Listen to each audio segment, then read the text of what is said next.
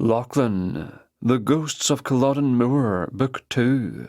Written by L. Muir. Narrated by Andrew McDermott and Jen McGurk. Prologue. Milton was dead. It was a fact Harper Ryan still struggled to accept, even though she'd been locked inside the guest suite of her late miller's home for 15 days with an ancient TV, no cable, and little else to think about. Her gruff, tough, and honourable bodyguard was dead, and it was her fault. The sprawling estate Harper would soon inherit swarmed with her stepfather's goons. The morning of the 16th day, one of them trudged up to the door and pounded on it. "Miss Ryan?" "What?" "St. Clair says you've 30 minutes to shower and be ready to leave." He marched away without waiting for a reply. If her stepfather planned to kill her that day, he wouldn't care if she showered, so that was a good sign. Apparently, he hadn't found a way around the stipulations in her mother's will, and he needed her alive. For now. 20 minutes later, she was standing at the ready with a bag of laundry in hand when one of the goons opened her door. He and 2 others were poised to grab her, like they thought she would make a run for it. She usually enjoyed making them nervous, but with Milton gone, nothing was funny anymore. She held up the bag. "I need to wash some things." "You'll have to ask your father about that." She chucked the bag back on the bed and mumbled, "St. Clair is not my father." With a hand clamped around each of her upper arms, she was marched down the hallway, ignoring the way the men had to jostle around her in the narrow space. Any little sign of resistance, however, made those hands clamp tighter, and since she was still bruised from her last escorted trip to the dining room, she was careful not to make any sudden moves. They steered her out a pair of French doors to the back drive, where a limo was waiting with 3 more men. The driver, the Tongan goon, and the new henchman.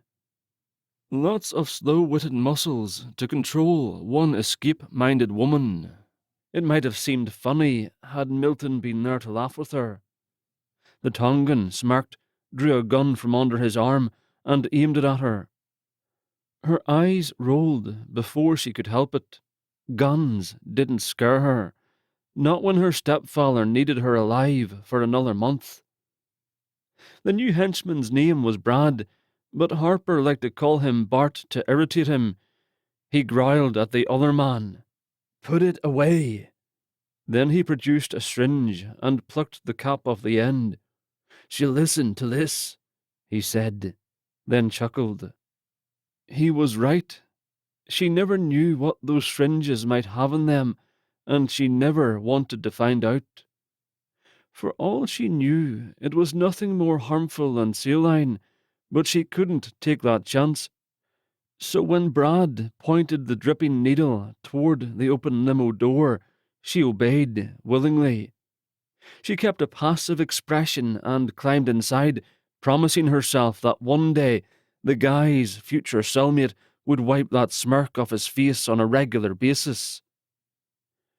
Brad got in after her, and she caught a flash of orange.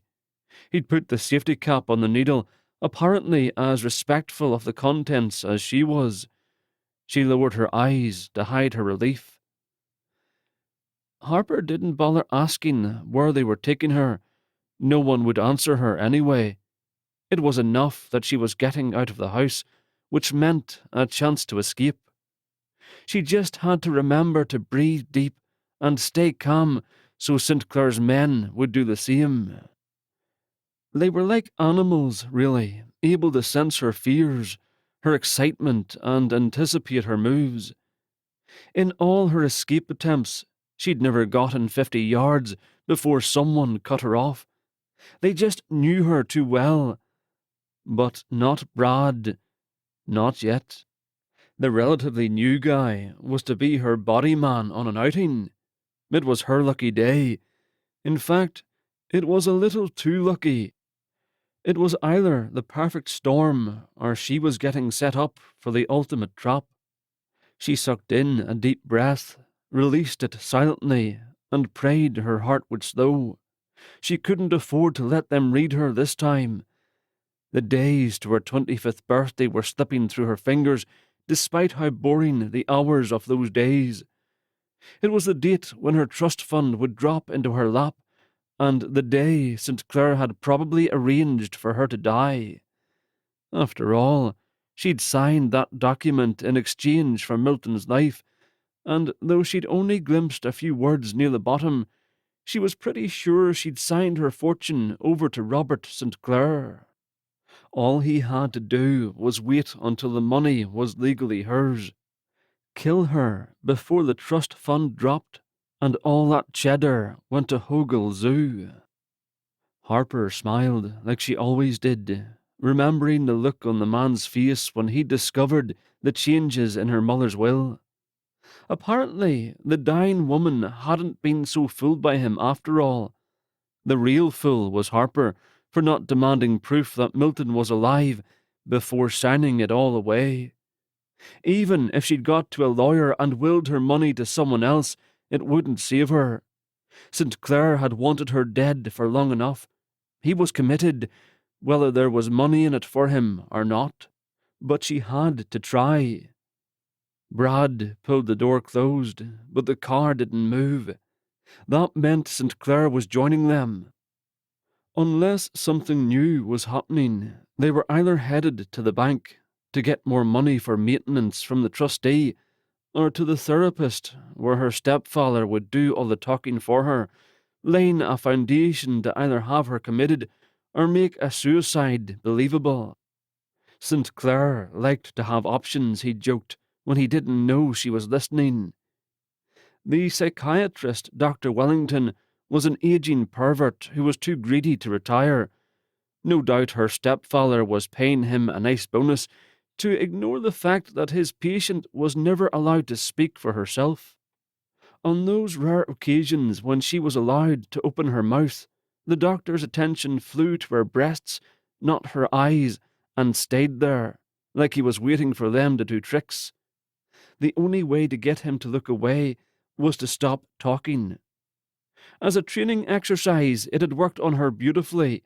She wouldn't speak if her shoes were on fire. The passenger door opened, and she looked away while Milton's murderer joined her on the back seat. She noticed Brad had removed the orange cap again to prove he was adequately threatening her. What in the world was in that syringe? When they turned left at the end of the drive, Harper had her answer. Therapy day. Oh, joy. The drive to Bountiful, a suburb of Salt Lake, took about 30 minutes, but thankfully St. Clair wasn't in the mood for chit-chat.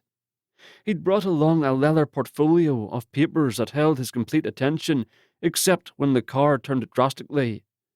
After they got off the exit, however, it was his mood that took a hard right.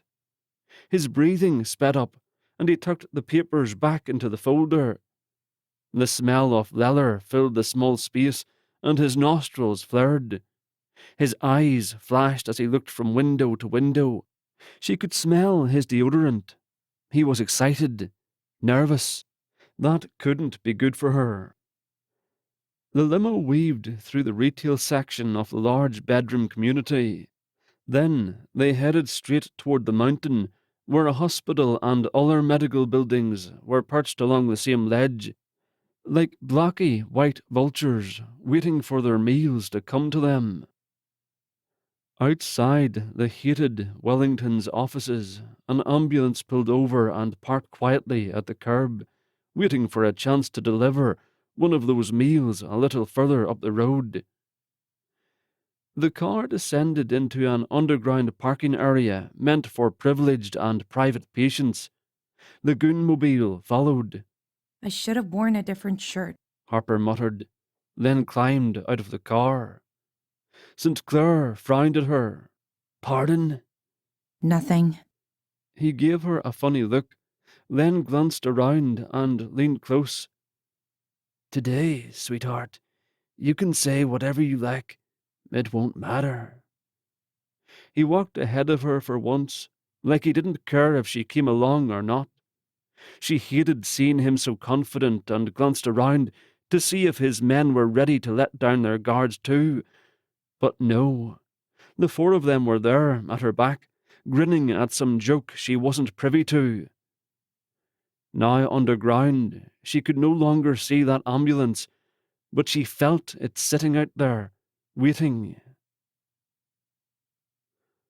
By the time she reached the inner office, St. Clair was playing a new role. Instead of the weeping, frustrated father figure, he was now a heartbroken parent with nothing left to say, pressing a wad of tissue against one eye, then the other. She was the only one close enough to see him slip a tiny bottle of eye drops into the pocket of his suitcoat. His eyes were red from all that tissue dust and all that pressing. His answer to every question, even the expiration of his insurance card, was preceded by a shrug of his shoulders. You poor man. The nurse said, then let her professional facade slip so Harper could see her disgust. Harper would have laughed if she wasn't so sickened by the waves of elation coming off St. Clair. He pointed to the open door of Wellington's office. Go in, sweetheart. You have to do this one-on-one today. Brad will have to stay with you for security, but know that I'm out here, supporting you. He whispered the last, like he'd run out of energy to speak, then weakly lifted his arms as if he meant to hug her, but he jumped like she'd slapped him, turned and put his face in his hands. Harper couldn't keep her mouth shut and let all these people think this was real, so she put her hands together in a slow clap. Superb acting, St. Clair. I assume you used those same skills on my mother? As Brad pushed her into the office, she shouted over her shoulder, Do these people know you murdered her? Though the slamming door upstaged the last words, that burst of rebellion left a familiar and intoxicating taste on her tongue. It reminded her who she was, and that Milton would have expected her to fight back before it was too late. She could almost hear him raging at her. Do not go gentle into that good night. Don't worry, my friend. I won't. Wellington came out from behind his desk with his arms held out to his sides like he was welcoming her to some big event. Good morning, Harper. He gestured to the couch, where he expected her to take her usual position. She obliged so both the doctor and Brad would relax, but the hairs on her neck stood on end when she noticed how the doctor was trying not to smile, and he hadn't even looked at her chest yet. He gestured for Brad to stay by the door. The two men exchanged a sly glance. She pretended not to notice. Today will be our last appointment here, he said, while he shuffled a heavy chair closer to her. The wooden legs caught awkwardly on the white pile carpet that was so deep and soft it seemed to sop up every sound. Would anyone in the hallway hear me if I screamed? In her periphery, she noticed Brad remove the syringe from his jacket and place it on a pedestal beside a decorative pot, like he expected to use it. Harper guessed it had more than saline in it, after all. It was more than a threat now. It was how they were going to get her to the psych ward without her making a fuss. If that needle went into her, it was all over. She pasted on a smile. Last appointment? Are we done then? You finally decided to listen to me? Or have you realized there are no police reports or hospital records to show that I've ever had a drug problem? Or are you finally going to test my urine, my hair? Lucky for you, young lady. I have all the documentation I need. Lucky for me? Yes, we're finally going to get the help you need. I'm admitting you to my private hospital in Idaho, where there will be no more denying your dependencies. You'll get private counseling for your sex addiction." She gasped and stood. Through her clothes, she grabbed the front straps of her bra. Something flew into my shirt. She pulled the cloth out, leaving a nice big gap in her V-neck t-shirt so Wellington could look into her cleavage. The perv jumped to his feet, dropped his papers on the floor, and reached out, eager to help. "Hold still, now." Brad came closer. The orange-capped syringe stayed where it was. Obviously, he'd never sampled her acting skills before, or maybe he too was eager for a peek. Harper leaned her head back as if to give the doctor access, but when he leaned down close, she drove her skull forward to deliver the headbutt of the century. The snap and crunch of small nasal bones reverberated in her head. He gasped for air, choked on shock and blood, and stumbled back into his chair. With his hands, he tried to catch the pouring red rain. "My carpet!" Brad lifted his hands helplessly. Wellington noticed. "Towels in the bathroom! Now!" The henchman jumped and did as he ordered. He hurried into the office bathroom behind the desk. Harper edged quickly in the opposite direction, toward the door. The quack didn't bother stopping her, knowing she'd never get away with St. Clair and 4 others waiting outside. But she wasn't looking for escape. When Brad stepped into the room again, she was seated in a chair against the wall opposite the couch, cringing like the sight of blood upset her. He paused for only a second, then turned his back to give 4 fluffy white towels to the perv. Red splotches had already created a lovely half-moon on the pristine floor around the front of the chair, but Harper had no time to admire it. Instead, she plucked the cap off the syringe and drove the needle into Brad's back before the cap ever hit the floor. With the flat of her left hand, she hit the plunger, making sure every tiny drop made it into his body. Like Wellington, his protest was more gasping than anything, and the luxurious carpet was there to suck up the sound along with the doctor's blood. He went down on one knee, probably from fear alone, and Wellington turned carefully to see what was going on. Harper didn't wait around. She headed into the bathroom she'd used once before. A second door would open to a private office on the other side, an office with windows, and was on the ground floor. The first window was locked with some sort of metal bar, so was the second. The third, however, had been cracked open a good 6 inches to let the spring air inside, so she didn't have to break glass. The grunting and barking from the next room was muffled, as if the quack couldn't bring himself to pull the towel away from his face in order to be heard. After a short drop to the ground, Harper clambered through a maze of small bushes and onto the grass. Then she ran flat out down a slope of perfectly manicured grass without looking back. Every second counted, as did every inch, away from that smirking St. Clair and his goons. The image of a dim, empty, padded room kept her feet flying, even though she had nowhere to go. After all, anyone she turned to for help could wind up like Milton. Chapter 1. Lachlan noted the speed and distance of the oncoming train and decided to wait for it to pass before crossing the busy street. There was time aplenty, and he was unused to rushing about after being not more than a ghost for the past 270 years. Besides, he thought it wise to take things slowly this first day of being alive again.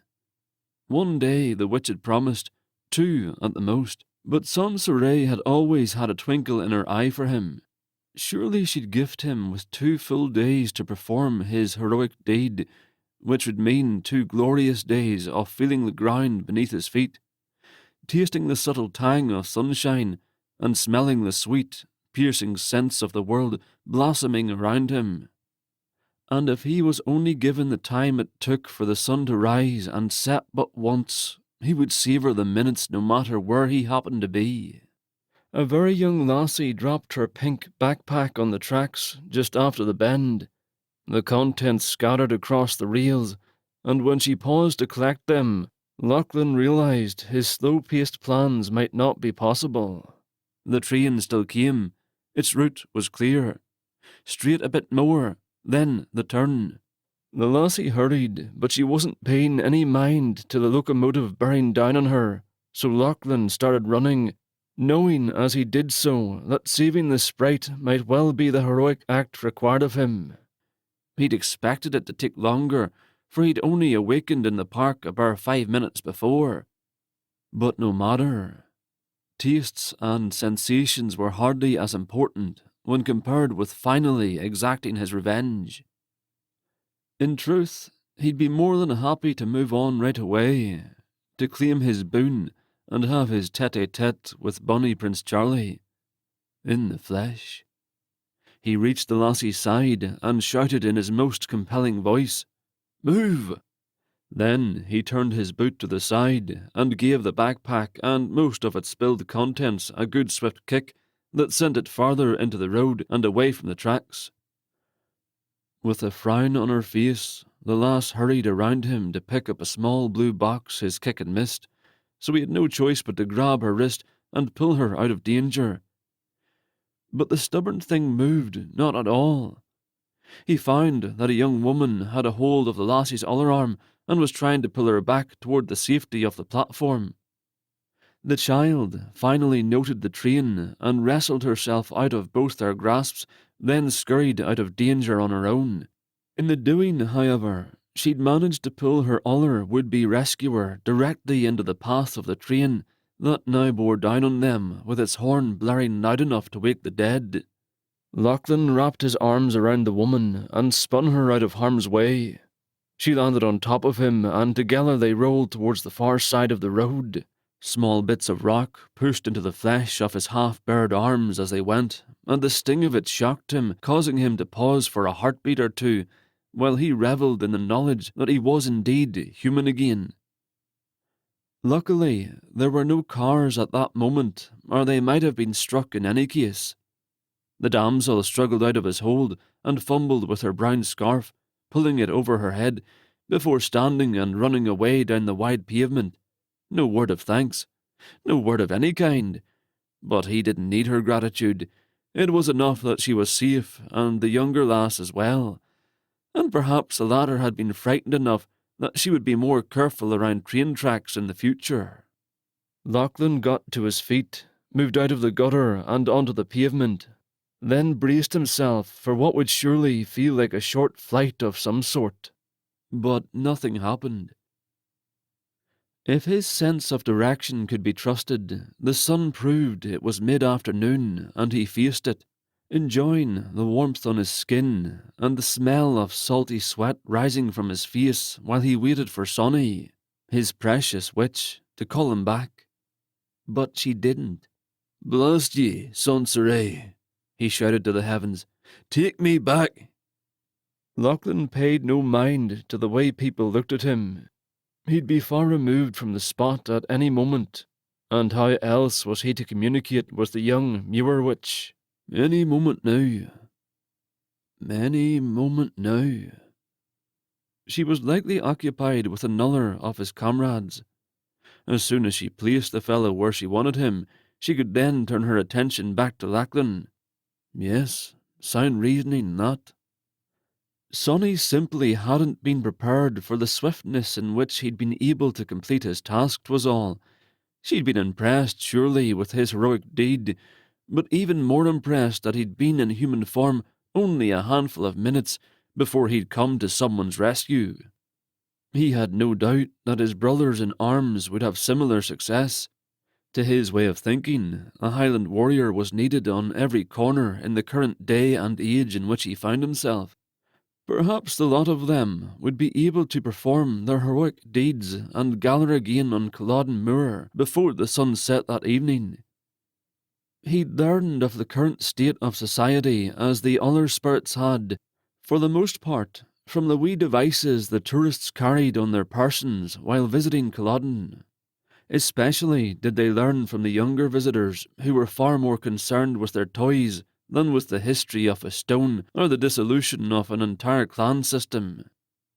'Twas best the youngsters weren't aware of the dozens of ghosties who milled over their shoulders, pushing one another aside for a better view of the small screens. The grandest education came from the guards who neglected their duties in order to watch larger screens indoors. For how else would Lachlan and the others have learned to appreciate their own lifetime of the 18th century before vampires and werewolves began hiding among men? Of course, he was of a mind that movies that featured such monsters were little better than gossips, spreading superstition alone. He'd watched the telly enough that he was unsurprised by the light rail system of the city in which he'd landed. However, he had been disappointed by the younger lassie's lack of respect for something so large, so powerful, and so dangerous as the long locomotive. He'd not been thinking of his duty at that moment, and had no thoughts but to save the lass from her own foolishness. Thus he should be quite pleased, as should Sonny, that brave acts came naturally to him. Unfortunately, that delicate woman had stepped in and thwarted his first noble deed. Only then did he realize she might be taking more from him than a little glory. She was tugging away at his chance to be the first to meet with bonny Prince Charlie. Surely no other spirit would step so swiftly from Culloden to proving himself, to collecting his boon. All he had to do was beat McEwen, who had been the first ghost to go. And it would be Lachlan's pleasure to watch Charlie's face when the blackguard was made to realise how the defeat, nay, the massacre of Scotland truly lay at his feet. And because of the prince's feelings, an untold number of souls were unable to truly go to their rest. Damn him to hell. Yes, Lachlan was sure to be the first, if Sonny could just see that he'd finished his quest. Even if the woman had snatched the lassie's rescue from him, he'd ended up rescuing that woman in the lassie's stead, and he was only required to prove himself once. Of course, he could appreciate the pretty usurper's quick mind, her own heroic intentions, but he didn't have to appreciate them truly until he'd had his boon. Then he'd enjoy the memory of her at his leisure, when the rains kept the tourists away and there was naught else to occupy his thoughts, when a quiet mind would find him, lying on his back, his bloody hands gripping the bayonet that had broken off after piercing his stomach. But that wasn't right. If Sonny Muir was to be believed, and she'd made some fairly miraculous things happen thus far, then he wouldn't be returning to Culloden Moor ever. The witch called it moving on, crossing over. 'Tis what was expected of him after he spoke his piece with the prince. 'Twas the bargain. But what gave her the right to bargain for Culloden's 79? And with whom did she bargain? She'd claimed she'd had no dealings with the devil, but how else could she have brought him back to life? And what kind of witch would be so interested in a troop of long-dead Highlanders in any case? At the last moment, before he moved on, he would demand to know. He'd been standing in the middle of the walkway brooding for far too long. The young witch should have appeared already, so Lachlan turned his sullen thoughts back to the heavens. "Sonny Muir, move your arse!" Birds rose in a flurry from the branches of a tree planted in a giant bowl, and he glowered. Did people not know trees should be planted in the ground? Both sides of the street were lined with the same bowls, and the trees inside them were brothers to the one before him. They'd be dead by winter. The fools who placed them would likely plant others, the Egypts. Perhaps a fine industry in this century would be the carrying of trees to spur them from foolish men. It seemed Sonny was no more interested with his summons than were the birds, for she neither showed herself nor removed Lachlan to his pressing appointment. So he sat on the rim of the offensive bowl and tucked his bonny red kilt a bit between his knees. No use exciting the local women when he wasn't going to linger enough to satisfy their curiosity. Any minute now. He thought of the comely lass whom he had saved, a brave lass who might have died had Lachlan not been there. Although it stood to reason that if he'd not been there she would have succeeded in getting the young lass and herself to safety in plenty of time. So was it his fault she'd been in danger? Did that nullify his heroic deed? Was that why Sonny hadn't shown herself? Look, it must be so. Bless the woman's hide. A bonny lass, sure, but perhaps delicate in health, for surely the way she was clothed indicated an inability to warm herself. Even lying in the street against his warm form, she'd shivered and ducked beneath a fold of her scarf. But now that he'd considered, the day and place to which he'd been sent didn't suffer from the chill spring winds of the Highlands. There was no moisture to the air, and only a few clouds. In Scotland, it would have been considered a fine, late summer day, and looking about him he realised that few people bothered with more than a shirt. As for himself, a cursory glance proved his clothes were missing the mud and wrinkles of 270 years. In his opinion, he looked fairly presentable, even to a 21st century eye.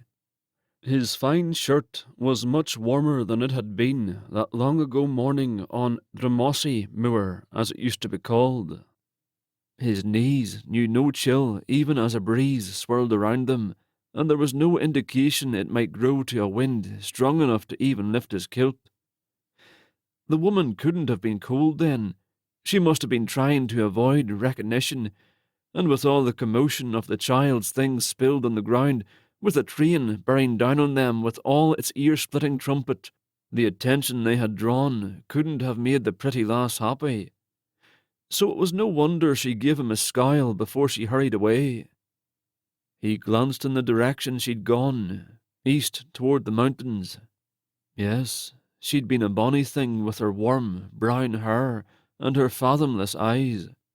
In fact, he'd like the chance to look her over again, perhaps speak with her a bit, for it seemed as if he had a wee bit more time on his hands. A cheery thought occurred to him. If the lass were hiding from someone, she likely needed the aid of a braw Scottish warrior. Aye, she might just be the one he'd been meant to save all along. His chance at redemption. And she was getting away. He jumped back to his feet, gave a quick nod to a group of admiring old women, and started after the lass. He would save her, no matter what the threat, and Sonny would come. Any moment now. Chapter 2. Harper serpentined for 6 blocks. Down 2 over 1, down 1 over 2. She couldn't go on. The stitch in her side felt like she'd been ripped open by one of those serrated things St. Clair hung on his office wall. She pushed at the pain with her right hand and risked a glimpse over her shoulder. No one behind her seemed to be in a rush. No big Scotsman lumbered after her. Oh, thank goodness. She hadn't run a mile since high school, and her out-of-shape body had given everything it had. Her brain was all she had left, if she could just get some oxygen to it. The large glass and beam city library loomed over her from across 2nd East. Public. Lots of bathrooms. It was perfect. She let go of her side and ran through the crosswalk. Vagrants draped themselves around the low concrete walls like they were taking a coffee break, but they seemed harmless. Maybe if the Scot tried to grab her, she could beg them for help, try to explain in a matter of seconds the big oaf was trying to lock her away in a loony bin, that he worked for an actual murderer. The cosplay Scot probably had a nice gag in the leather pouch that hung in front of his kilt. Plenty of room for some rope or zip ties there. But seriously? A kilt? Was he supposed to catch her or just scare her? She had no doubt the kilt was a clear message from St. Clair, the man who loved all things Scottish, especially his prized claymore sword that hung in the centre of his collection. So sending this guy was just an outright taunt. "Go ahead and run," he was saying. "Even with all the eyes of Salt Lake on you, I can still chase you down and bring you back again." As soon as she was safely inside the large glass doors, she turned to look at the street while she hung onto the handle with one hand and pressed on her side again. Across the street, a dark car turned the corner and stopped. Two kids climbed out and headed for the crosswalk. Looked like some mum was using the library as a babysitter, but the boys seemed way too young to be on their own in the city. They were what, 8, 10? Okay, maybe 12, but still. There was no flash of a red kilt in the street, so she finally turned away, took a deep breath, and went to find a drinking fountain. The stitch in her side still made her slow, but the shine on the floor soothed her. It was good to be somewhere clean. She found a fountain and drank like a camel, and while she drank, a body leaned itself against the corner of the machine, invading her personal space like no stranger would do. She froze. "Well, hello there," said a familiar male voice. Dark shadows reflected all around the stainless steel as she let the water drool out of her lips and into the drain. The library hadn't been such a perfect option after all. It was where vagrants hung out, and she was a vagrant. Of course St. Clair would send his minions to watch for her there. So the big Scot had been a prod to get her moving after all. The shepherd chasing her to the wolves. Damn him. Finally, she straightened and raised a sleeve to wipe a few drops of water from her chin. "Hello, Bart." She let the name burst through her lips like a private joke. "I see you survived the injection." "It's Brad," he snarled. St. Clair didn't usually hire someone emotional. Only St. Clair was allowed to be emotional, so he'd screwed up when he'd taken on this one. The guy obviously wouldn't last, but it looked like neither would she.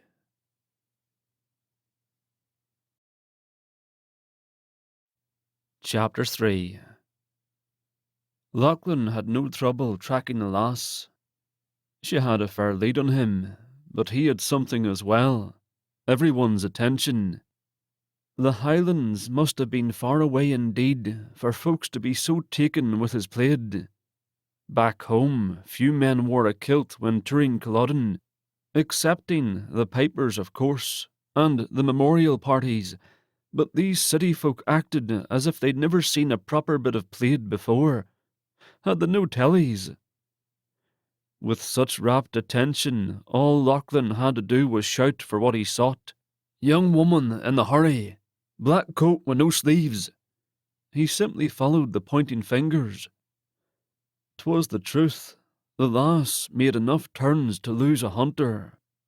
Finally, he spotted her at the base of a great building foolishly made of glass. A trio of villains dragged her toward a long, dark van parked at the curb. The scene was not unlike some of the more violent stories he'd watched over the shoulder of the security guards, though he'd discovered those things were but play-acting. He'd been relieved to find such things didn't truly happen, at least not often, else what had mankind come to? But he doubted this was the filming of a movie. She was putting up a struggle, smart lass. If she could but keep from the bowels of the van until he could reach her, he could easily save her from the villain's clutches and have his heroic deed accomplished in truth. He hoped Sonny was watching from a nearby perch, that she might sense his success was imminent and would prefer to witness it firsthand. Hopefully, she wasn't fully occupied with sending his fellow soldiers as far away from Scotland as she'd sent him, and if he had a chance to warn them before he moved on, he would. For he doubted many among Culloden's 79 would appreciate having to leave Bonnie Scotia in order to prove themselves. Surely Sonny would find many a Scottish lass that needed saving, although his fellow ghosts might enjoy as he had the feeling of flight. When or how he'd come to the city he knew not. That weightless feeling had ended with the feel of soft turf at his back. He'd opened his eyes to find trees above his head, and a tattered man tugging at his boots like the vulturous 2-foot scavengers of a battlefield. After he'd assured the industrious man he was still alive and indeed capable of a hearty roar, he'd made his way toward the tallest of buildings in the city, for surely those ruling over the town would be found there. But ultimately there had been no need. Plenty of lassies had needed saving without any guidance from some magistrate. Surely all of this damsel saving, near damsel saving, and villain discovery would have drawn the young witch's attention. Thus, he wanted to get it right this time so he could go home. After nearly 3 centuries in one place, he expected leaving the moors would bring him joy, but to the contrary, he'd become attached to it, and he was anxious to return to something familiar, like the familiar weight of McKennish across his legs as he lay in the mud. The only thing comforting about his current surroundings was the long line of tall mountains to the east. At least he thought it was east. Pitiful, a homesick lad still wet behind the ears. He sucked air deep into his lungs and stepped into the street. The lass called out to a row of characters that appeared as tattered as the one who had tried to steal his boots. She had their complete attention as if she were wearing a kilt. But they didn't seem inclined to help her, as he'd been helped by folks along her route. Help me! They're terrorists! The onlookers only shrunk back. No doubt the villains had guns. She really ought not to provoke them. Suddenly, 2 young lads snuck out from the giant slabs of glass that served as doors and ran at the men struggling to get her to the van.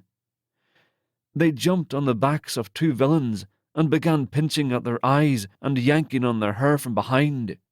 Lachlan was so surprised by their courage, he stopped in the centre of the intersection. The honk of a car got him moving again. The bonny lass looked up and saw him, but instead of cheering at the sight of him, she stopped fighting altogether as if he'd stolen all hope. Did she think him in league with the others? Surely not. He had already saved her life once, his fault notwithstanding. How could she think he was a threat? The 3rd man finally had to release her to help remove the little warriors from the backs of his cohorts, and she got free completely. Instead of running toward Lachlan, however, she ran in the opposite direction, farther east. One of the Black Hearts called out to her. "Come back, or I'll kill the boy." He held the smaller one against him with his hand, grasping the child's chin. With a quick movement, he could easily break the laddie's neck. The woman stopped running, but her feet kept moving as she stomped out her frustration on the pavement.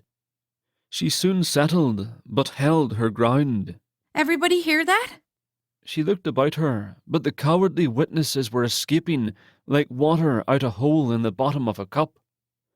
Her would-be rescuers were now hostages, and were glaring at each other as if the other were to blame for their present predicament.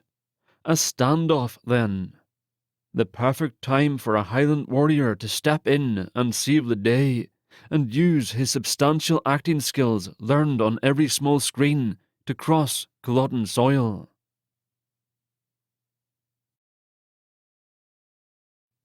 Chapter 4.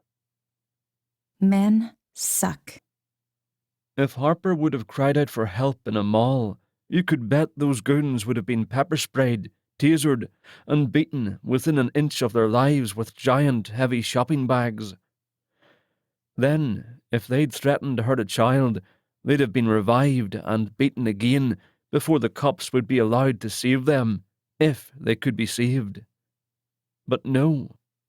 Heaven forbid a man should be expected to defend anyone he wasn't required to. If Harper ever got free, she was going to pay a little visit to the wrong side of the tracks and give those bums a piece of her mind. But she'd never get that chance. Even standing there 20 feet away from anyone, she was caught.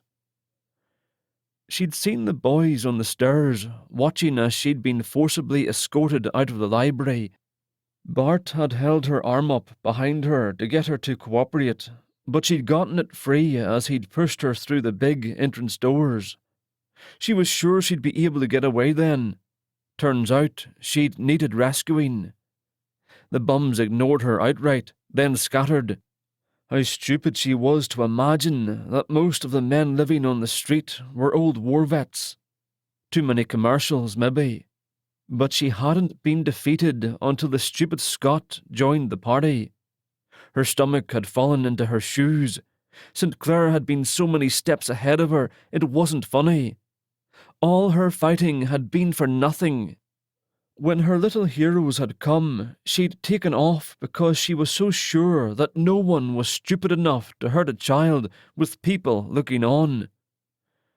But she'd been wrong about that too, and she sure wasn't going to let Bart hurt them, and he would if he was able to get them away from the tracks platform with all those waiting passengers. Passengers who would have been witnesses if the van wasn't blocking their view. She was certain Bart had been the one to kill Milton, and if he could kill a gentle giant like that, he would certainly hurt a kid if it served his purpose. She started back slowly, hoping they'd let the boys go a second or two before they expected to get their hands on her again. But Bart turned the younger one over to one of the others and was careful not to let him get free. Then something weird happened. Bart seemed surprised when the Scotsman stepped close behind him. He straightened like the big dude was poking a gun in his back. Then, slowly, he raised his hands. "Tell your friends to release the laddies," the Scot said. "Mind your own business," Bart said through his teeth. The Scot glanced at her and winked before turning a frown on the others. "This is my business. Scotland Yard." Is he joking? Bart turned slightly. "Look, Sherlock, get the hell out of here now, and you won't get hurt." The Scotsman laughed. Bart jumped forward and turned, but he paid for it. He contorted in pain and tried to reach his back. The Scot hadn't really moved, but he was holding a wicked-looking knife, and the tip might have had a little blood on it. Bart growled like a pissed mountain lion while he dug out his gun. "Take him!" The other two hesitated, looking from Bart to the Scot, then at the little boys. Harper was forgotten. The goons finally pushed the boys away from them and went after the Scot. But putting their hands in their jackets for their guns was their mistake. The big man shoved them together, hugged them as one, pinning their arms to their sides. Then he rushed them, hopping and sliding through the open door of the van.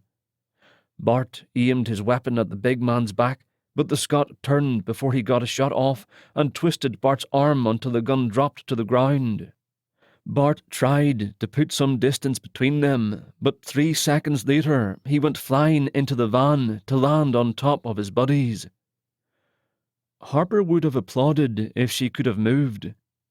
When the Scot slid the van door, he didn't wait for the others to pull in their legs, and the 3 cried out when they realized they might lose more than a little flesh. Metal clamped loudly on metal when the door slammed into place. An empty black loafer thumped into the gutter. The boys disappeared through the heavy glass doors. Maybe their mother would be a little more careful about dropping them off with no supervision. Maybe they'd be the ones to make sure she didn't. Then again, maybe they wouldn't tell her a thing. Harper just hoped they were smart enough to hide. In another minute or two, Bart would be on the warpath, and he might check the library first. "Move!" The big Scots voice hit her like a sonic boom as he ran toward her. She turned and fled miraculously without wetting her pants. The stitch in her side was gone, but even if it hadn't been, her feet would have taken wing. The guy was so terrifying, it didn't matter if he was with St. Clair or not. The fact that he was chasing her was enough to keep her airborne. Chapter 5. Dang it. She was running east again. She'd never be able to get out of town if she kept heading toward the mountains. She reached the corner of the library block and turned south. Paths shot off to the right that would plunge her back into the library campus and eventually into the library. From just about anywhere in the glass building, Bart could stand and watch where she went. Whose idea was a glass building anyway? She stopped. No more running blind. She wasn't about to ride herself into the ground again, just to end up face to face with Bart and his goons. If she could take a second to think, she might come up with a good plan. She turned back to the Scot just as he barreled into her. Her body went flying at the sidewalk, but stopped just short of the concrete. She was suspended, held by one of the man's arms around her back.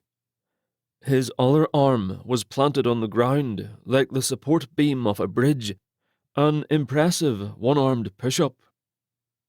He lowered her to the ground and growled, "Are you daft?"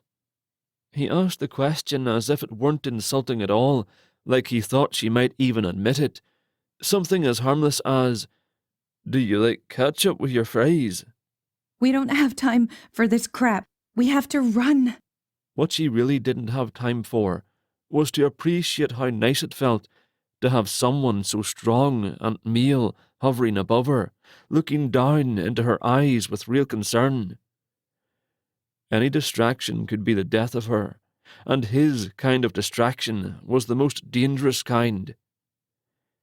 He was mesmerizing in a way that had nothing to do with his kilt or his bare knees.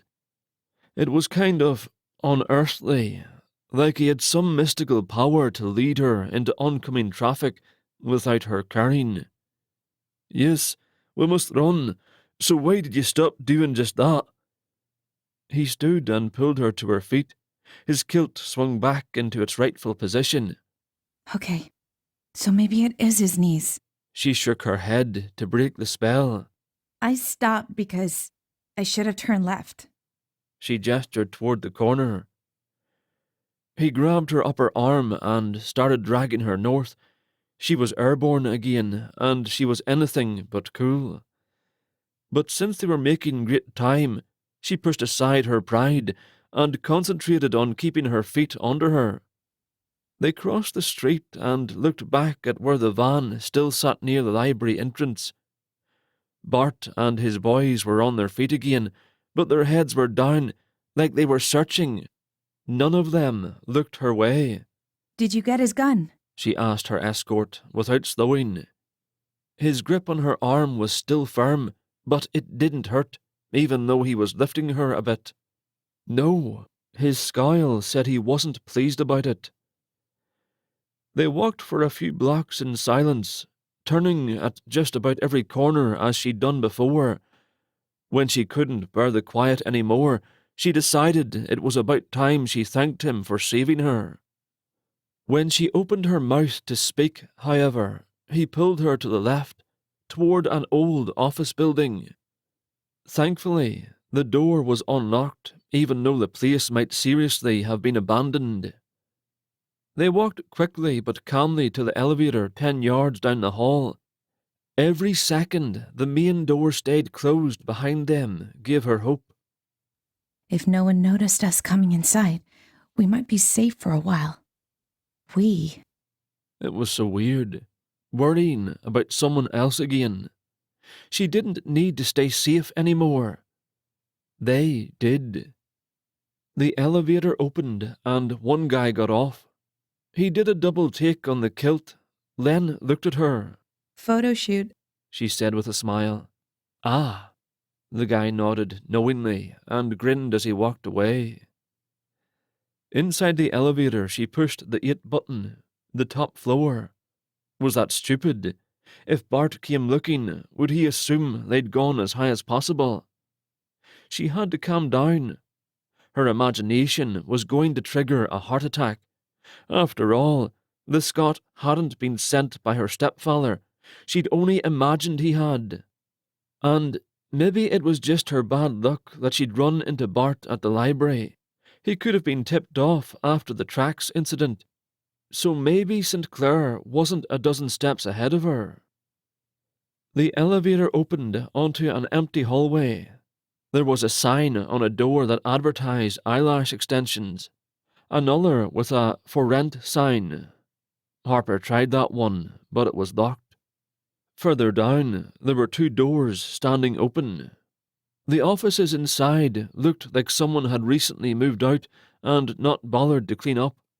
The big Scot nudged her inside the second of those and closed it behind him. They sighed in unison, then laughed lightly. A silent gasp escaped her at the sight of his dimpled smile, but she didn't think he noticed. He gestured toward a cheap metal-based chair and sat on an end table that didn't look too sturdy. She just hoped he sat really still, because a guy like that wouldn't worry about keeping his knees together if he went toppling over. For a minute, they just breathed, like they hadn't had a chance to catch their breath in the elevator. Why the kilt?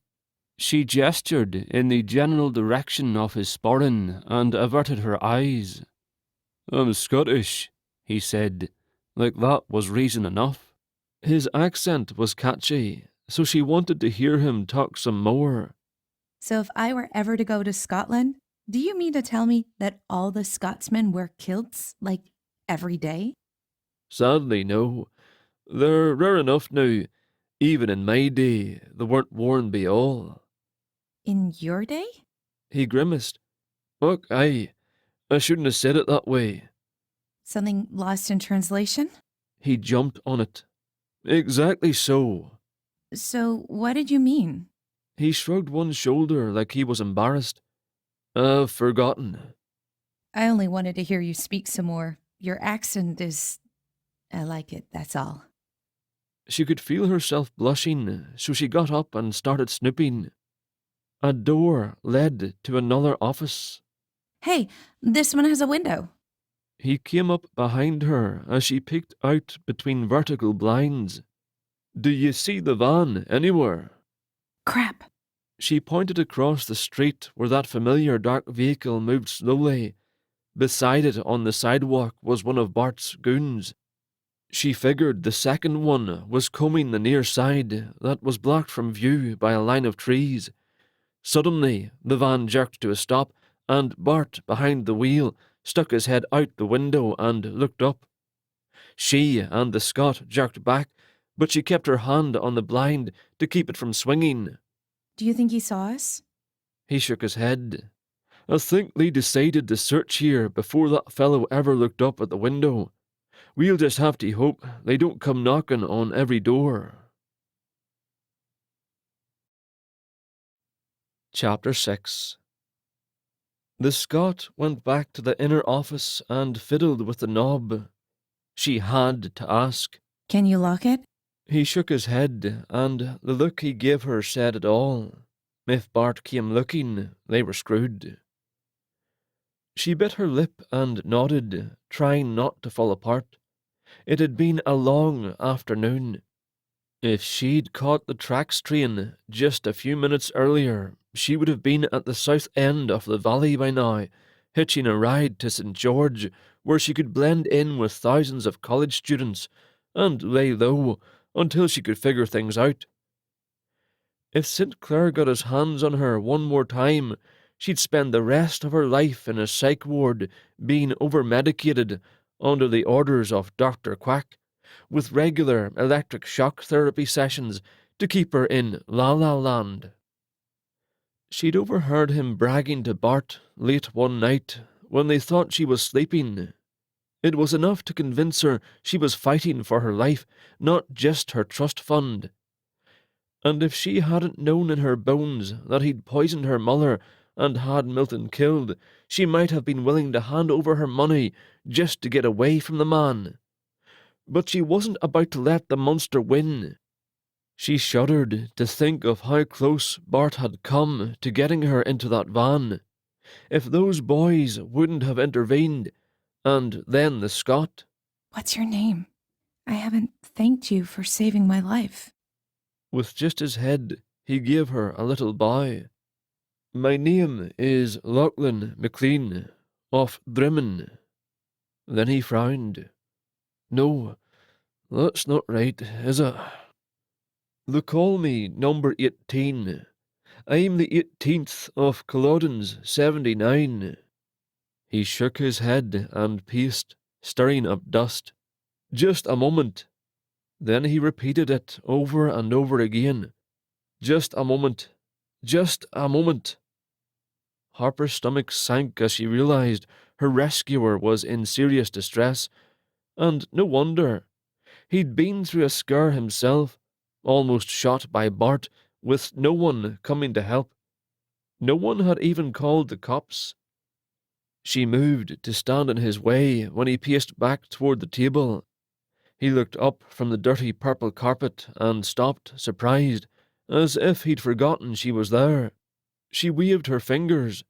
Hello. Hello, he said, and his features relaxed. Sorry, I just had a thought and I wanted to think it through before it slipped away. Do you ken? Do I what? Do you understand? Yeah, I understand. I do that too. I have to have it completely quiet if I need to concentrate. He nodded, and his shoulders dropped a little more. So, did you figure it out? He frowned again, but only slightly. It's passing strange. I'd all but forgotten my name, and yet it surfaced just for the asking. Forgot his name? Thought he was number 18? She suddenly pictured him escaping a psych ward in Scotland, where he'd spent most of his life behind a door with the number 18 above a little window. Maybe he'd made it to the States by sheer luck. He rolled his eyes and grunted. I'm not daft, lass. I can tell your thoughts by the look on your face, aye. She opened her mouth to deny it, but didn't bother. She'd always been easy to read. You see, I'm part of a large organisation of Highland lads, and we've always given ourselves numbers. 79 of you? Aye, 79. And I've always been 18 because, well, I was the 18th to rise. That is to say, I was the 18th to join the organisation. You see. She shrugged. I don't understand how you could forget your name, unless this was some kind of cult. His frown deepened, and his eyes were focused on somewhere far away. Well, I don't much care for the word, but perhaps that's as good as any. You had a leader. Aye, I suppose we did. She nodded. And you weren't allowed to leave? No. He gnawed on the corner of his lip. I canna say because I never truly tried. Then his focus was gone again. Well, I'm sorry you were called a number. She wasn't just sorry. She was horrified, but she wasn't going to embarrass him if she could help it. They were still standing close, and it was tempting to put her arms around him and show him sympathy too, but it was awkward. In the end, she patted the side of his arm. His attention returned instantly, and after he glanced at her hand on his sleeve, his eyes locked with hers. Not to be sorry for. I was not alone, and there are few things in this world that are worse than being alone, aye. She nodded, because it was impossible to find enough breath to make her voice work when he was staring down into her eyes like he was. That idea returned, that he could lead her anywhere and she wouldn't resist. And she just prayed it wasn't written all over her face too. Alone? Yeah, she knew all about being alone. But if Bart came knocking on that office door, she'd never be alone again. She'd have plenty of company in the mental institution of Dr. Quack's choice. Lachlan lifted his hands to touch the sides of her face. And once more, I'm not alone. He frowned slightly. But why you, I wonder? Why me? Were you chance, or were you chosen? For a second she wondered if maybe the guy didn't realize he was speaking out loud. You think you and I meeting wasn't a coincidence? She remembered thinking he was working for her stepfather, and now she felt bad about it. But paranoia was what had kept her alive these days. He grinned and pulled his hands away. Then he yawned and stretched like he was just waking up. "'Tis nothing, truly, just the tale of a mystery I mean to solve in a day or two." The distant ding of the elevator got her attention, and she automatically reached out for him. Lachlan? He gathered her against him and stepped back to the wall behind the door.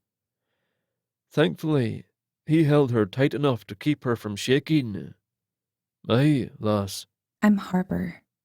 "Sorry." That's my name, Harper. If we end up dead, I just wanted you to know. And I'm sorry, if we end up dead. By the end of the sentence, her whisper was only slightly more substantial than her breath. "That's all right," he whispered against her head. Then she could have sworn he added, "I've been dead before." Chapter 7. Harper exhaled silently. Whoever had gotten off the elevator moved down the hall without knocking on any doors.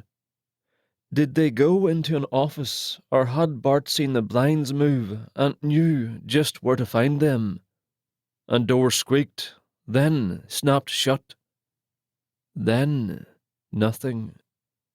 She was dying to peek into the hallway, but was scared enough to huddle against the wall with her disturbingly disturbing saviour, for days if necessary, to make sure the coast was clear.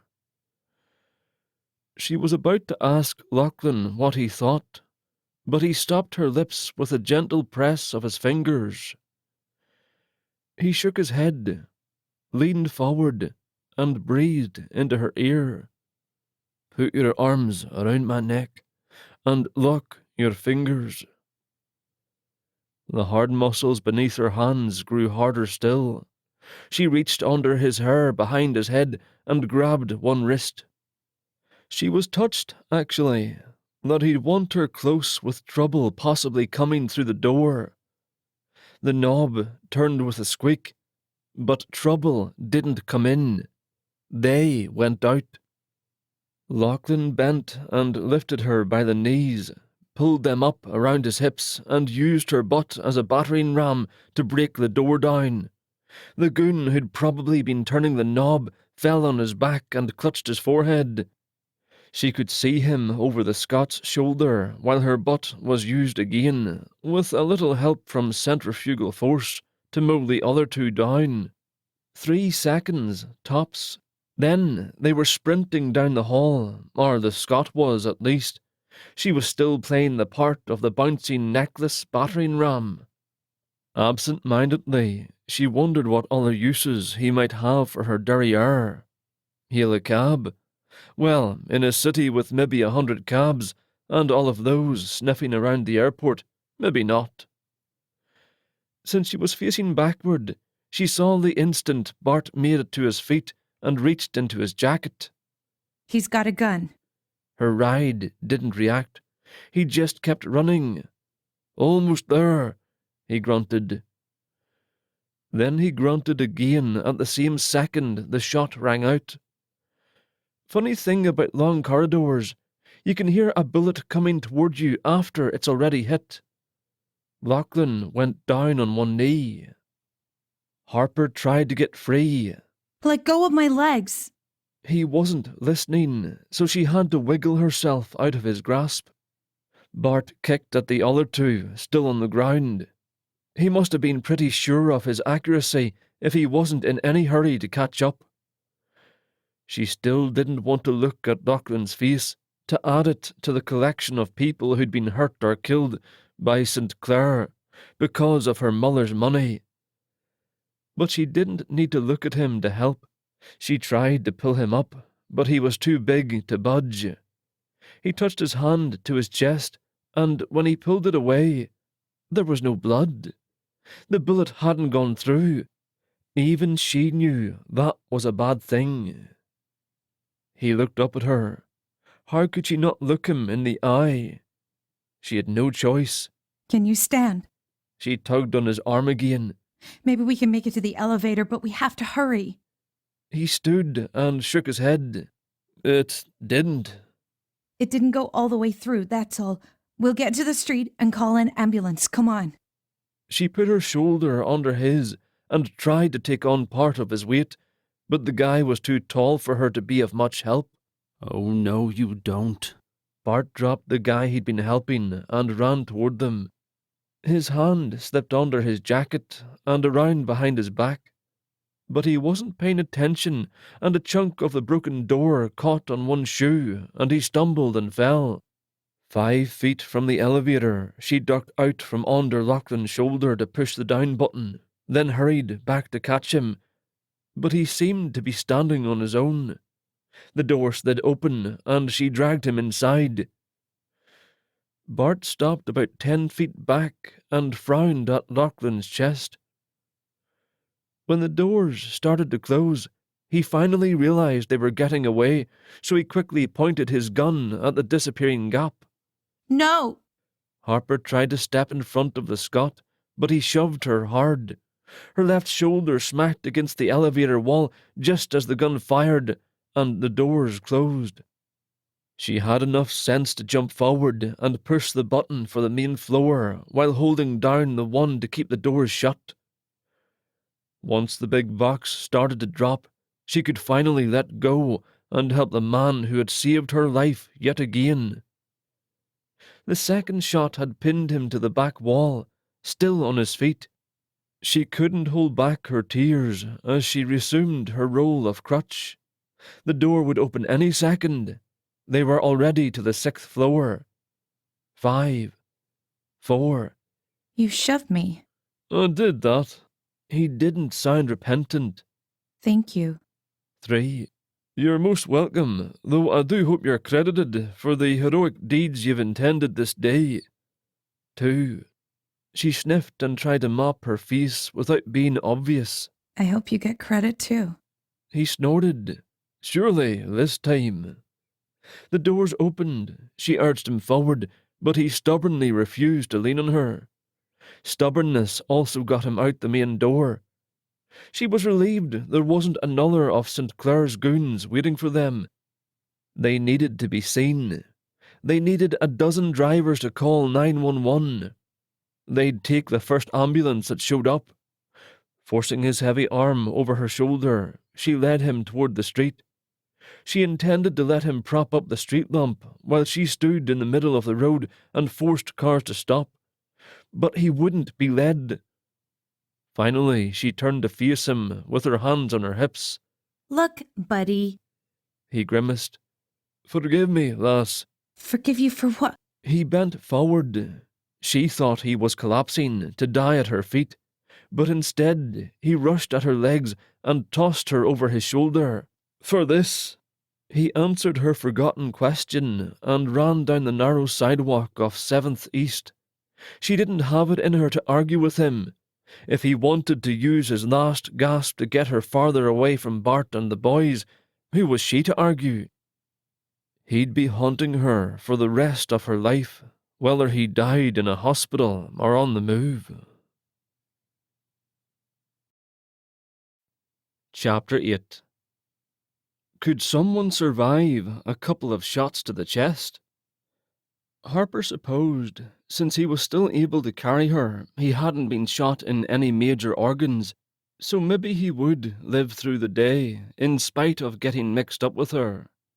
We can get to a hospital a lot faster in an ambulance. She yelled against his back. Then she wondered, hanging against it like she was, why she wasn't getting all bloody.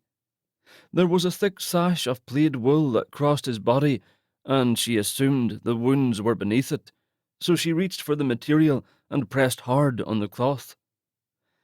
He reacted immediately, spinning in a circle, sending her scarf and hair flying. "What do you do there?" He stopped turning and went back to running. I'm sorry. I was trying to stop the bleeding. I didn't mean to hurt you. They were at a corner. Plenty of cars, plenty of witnesses. This would be a good place to put me down. No, it wouldn't. Someone honked. A guy hung out his window and whistled as he made a left turn. She patted the side of his leg. Why not? He dawdled. She assumed he was waiting for the light. Finally, he said, "Because when you realise, well, you'll only fall when you faint." Harper didn't know if it was from all the blood engorging her head or not, but she started to laugh. He was nuts. He was going to fall down, dead. Bart was going to pull up and take her away, and she wouldn't have to worry about the poor Scotsman haunting her, because she'd be dead too. Maybe they could haunt the Salt Lake Library together. He was a pretty piece of work. Spending a decade or so with the man, looking at his face and his knees, could be an easy way to pass the time, until the right ghost whisperer came along and made them stop playing footsie and walk into the light. She could catch up on some reading. "Hold tight," he called out, and they left the sidewalk. From upside down, it looked like someone had decorated their yard way too early for Christmas, and it was just the last part of June. But it wasn't a house they were headed for. It was another big windowed building. It took her a second to read upside down. Modern display. A glass door swung past her head, then banged shut on it. She figured Lachlan must be very close to giving out if he couldn't think to get his favourite battering ram clear of the door. And still he didn't put her down. The floor came up to meet her, then turned into green, thinly carpeted stairs. She only noticed how thin because she thought her head was going to land on it. Some things you can judge in a split second. Finally, he lowered her feet to the ground and jumped back like he thought she might go ape on him. She was too dizzy to go ape, and she was seeing things. A giant purple flower hovered above his head like it was going to devour him like a snake. The purple really clashed with his red kilt. She shook her head. Maybe it was just the atmosphere that had her thinking like some designer, or maybe that's what everyone in their growing audience thought about the massive purple thing hanging over his head. A couple of smartly dressed men were looking at her, Scot, like they shared the same appetite as the damned flower. She hoped when Lachlan collapsed in a pool of blood, they'd feel like jerks. She widened her eyes at them. Would someone please call an ambulance? Nobody moved. Lachlan turned to the others. "She's mistaken. I've no need of an ambulance. Would you mind giving us a wee bit of peace? Thank ye." Harper reached for the plaid sash across his chest, but he caught her hands and held them. The well-dressed men gave her a snotty look and walked away. A woman wearing an apron and a name tag opened her mouth to say something, then must have realized she was drooling, and hurried off. Two other people rifled through boxes of Christmas lights nearby. Packages spilled past their elbows onto the floor. No one looked up. "Got him!" A short man held a package over his head like it was filled with gold, not just gold lights. A woman snatched the man's box away. Shall we see if there's more? Her arm disappeared before anyone answered. "No, we need to go." The short man left her behind. He shouted, "Just one," to the girl in the apron and ran out the door without pain. The woman swore and dropped the box before running after him. Harper was just glad they were gone. Idiot. She ground the word out between her teeth, dying from frustration because Lachlan wouldn't allow anyone to help him. Florists. The girl with the apron grumbled, mistaking Harper's meaning. She bent to clean up the mess. She dropped to her knees and started scooping up noisy packs of clear plastic. Harper turned back to plead over their entwined hands. I don't care if it leads Bart to us. You have to let me help you. He raised his eyebrows, trying to look sincere. No, lass, I've no need. She wasn't about to let him be a martyr. If calling an ambulance gave away her location, then so be it. If he was still on his feet, surely that meant he could be helped. She pulled her hands out of his grasp and put them on her hips again, something she never remembered doing much before that day. You mean to tell me you didn't get shot twice? He frowned and looked at the floor for a second. Apparently not. He was asking. What? Apron Girl got to her feet and brushed her hands together. When she walked away, Harper could almost see her ears straining to hear more. Lachlan shifted from foot to foot and glanced at the large store windows, doing anything to avoid looking at her. You weren't bleeding? You could have told me sooner. You could have said something when we made it to the street, instead of throwing me over your shoulder and running away. I thought you were as good as Dad, for protecting me. Yes, they'd needed to keep running, especially if he wasn't dying, but she'd been expecting him to drop dead that whole time, and feeling sick about it. And now she wanted to jump around and celebrate, but she'd made such a fuss, she felt foolish. And feeling foolish had a tendency to make her tear up. Forgive me, lass. He cautiously wrapped his arms around her while she fell apart. But before she got very far in the unravelling process, she remembered something he'd said and pulled back to look at his face. Just why did you think I would faint, Mac? Mac? Nay, my name is Lachlan. Do you not remember? Okay, Lachlan, don't change the subject. I'll faint when I realize what. He looked around nervously and turned her so both their backs were to Apron Girl. From shock, I'm sure. His arms dropped to his sides and he took a step back. It was a terrible fright, being shot at, the pair of us. Weren't you feared? I guess so, but I've been pretty afeared for a long time, so I guess it didn't register. Aye, I'm right sorry for it, I am. He did his nervous dance again. She finally got it. Look, do you need a restroom or something? She looked around and saw a unisex sign. It's right over there. He shook his head, then his eyes widened and he nodded, like it was suddenly a great idea. I'll just go to it then, shall I? But instead of heading toward the restroom, he frowned and looked around the place. She had no idea what he was looking for, but suddenly he leapt forward and lifted her by the waist. Don't you dare put me over your shoulder. He froze. They were nose to nose. Her hands were back on his biceps. Was it so unpleasant for you before? The possibility seemed to worry him. Harper shook her head and closed her eyes to keep from staring at his lips. Before she opened them again, her battering ram was abruptly dropped onto the seat of a life-sized pink sleigh covered in enormous candy. She had just become part of a Christmas in July display marked sold. A gumdrop the size of a softball teetered and fell, then rolled across the floor, leaving small, artificial sugar crystals in its wake. A blanket of bubblegum pink velvet, edged with white fur, landed on her. Then Lachlan pushed the excess over her head.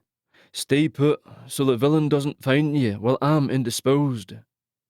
His footsteps faded in the direction of the restroom, but she was pretty sure he'd mumbled something more. Something about a witch. The villain's name is Bart. She said through the blanket. Bart.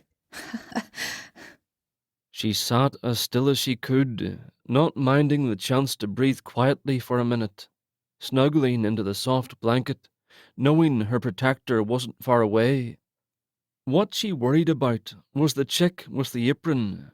Was she going to come rip off the blanket and toss her out of the store, or was she stalking Harper's big Scot to the men's room? And just when had he become her Scot? Chapter 9. Heaven help him.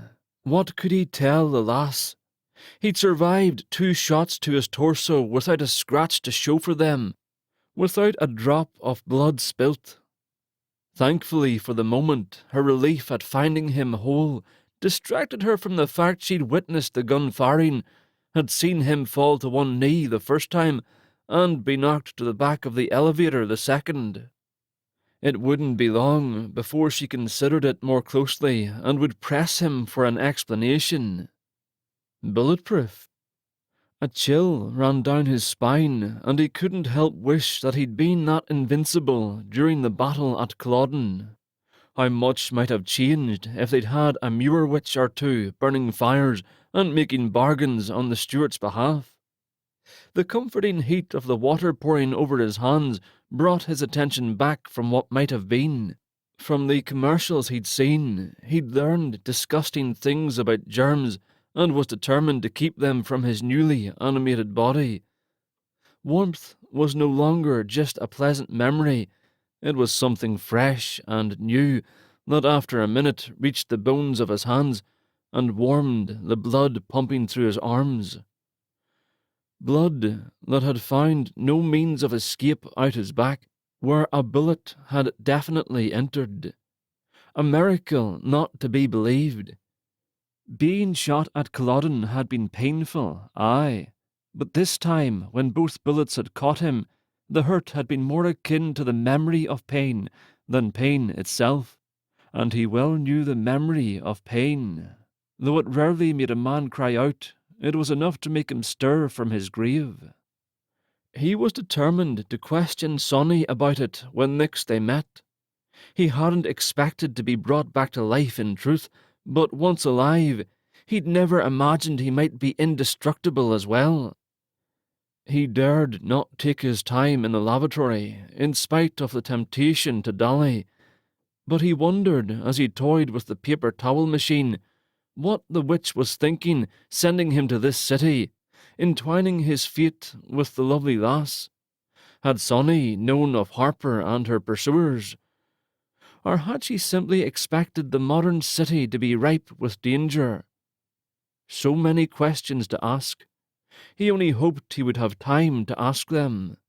If his duty was to protect the lass from the 3 blackguards, he'd already done that, and yet he remained. So a moment or 2 of safety was not enough. He would need to discover her true problem and help her solve it. And although it meant he might need every minute of his invincible yet mortal visit, he didn't mind. He was strangely in no hurry to see the familiar stretch of the moors. In fact, there had been moments when he'd forgotten the holy ground altogether, moments when a certain bonny lass found his arms impressive. He'd flexed those arms in front of his reflection, then blanched when he looked into his own eyes. Heaven help him, he'd been mortal less than a pair of hours, and already he was growing vain. Sober now from the headiness of invincibility, he hurried to the door. They'd left Bart whole and heel outside that elevator. His accomplices would have only taken a moment to rouse, so he'd be sniffing along behind them any minute. Lachlan simply had to keep the lass moving and distracted, so she wouldn't have time to realize that he was immortal, though in truth only spirit. Goosebumps rose along his well-warmed arms. Something was wrong. He turned off the light switch and peered out into the store. Bart stood just inside the door at the top of the steps, hands on hips, glaring around the fantastical place. Can I help you? The aproned lass approached him. FBI, a dangerous man came in here with a woman in a black jacket. Tell me where they are, and then get your people out of the store." What a clever liar. If the young miss believed him, they were caught. Lachlan knew she'd watched him when he tossed the great pink cloth over Harper's head. All she had to do was point. But the aproned lass was unimpressed. Are you sure they came in here? Bart glared. "I assure you, I saw them come in through this door. He was wearing a kilt and was carrying her over his shoulder. You couldn't have missed them." He took a step toward her, but the brave lass laughed lightly. I would have liked to have seen that. I must have had my head stuffed down in the bottom of a box of lights. We're pretty busy around here. Our Christmas and July events are huge. She looked over her shoulder in the direction of the sleigh. A man stood near it and reached for the pink cloth. Lachlan braced himself to fly to Harper's aid. Brian, that pink blanket goes with the sleigh. Some of the candies will have to be reattached, so I'm sending the blanket for compensation. One of the gumdrops rolled under the blue reindeer. Don't leave it behind. When she turned back to Bart, Lachlan thought her eye caught on the door he hid behind. Look, you're welcome to look around, but if they came through here, they probably went out that door down there. It leads to the alley. If I see some guy in a kilt with or without a woman over his shoulder, I promise to call 911. Right after I stop swooning. She turned away from Bart and headed down to the next level. Bart and his slower pair of ruffians glanced around the store for a bit, then followed. Lachlan had to stick his head out the door to keep them in view. Eventually, the trio wandered toward the sleigh, or at least where the sleigh had been. Blast! Lachlan left the restroom behind him and crept quickly to the corner of the wall. 2 wide doors stood open to the alley beyond. The trio stepped outside, so he was freer to move about.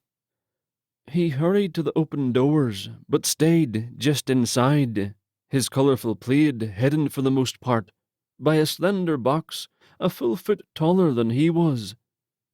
The sleigh sat unattended while a large platform was lowered from the back of a lorry.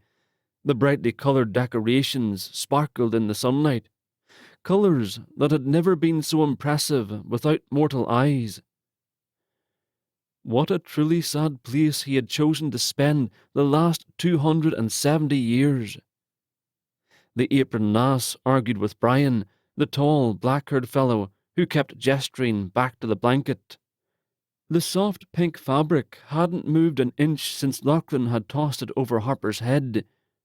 Bart and company debated near the front of the sleigh, disturbingly close to the seat, and it tore at Lachlan to imagine how frightened Harper must be to hear those voices so near.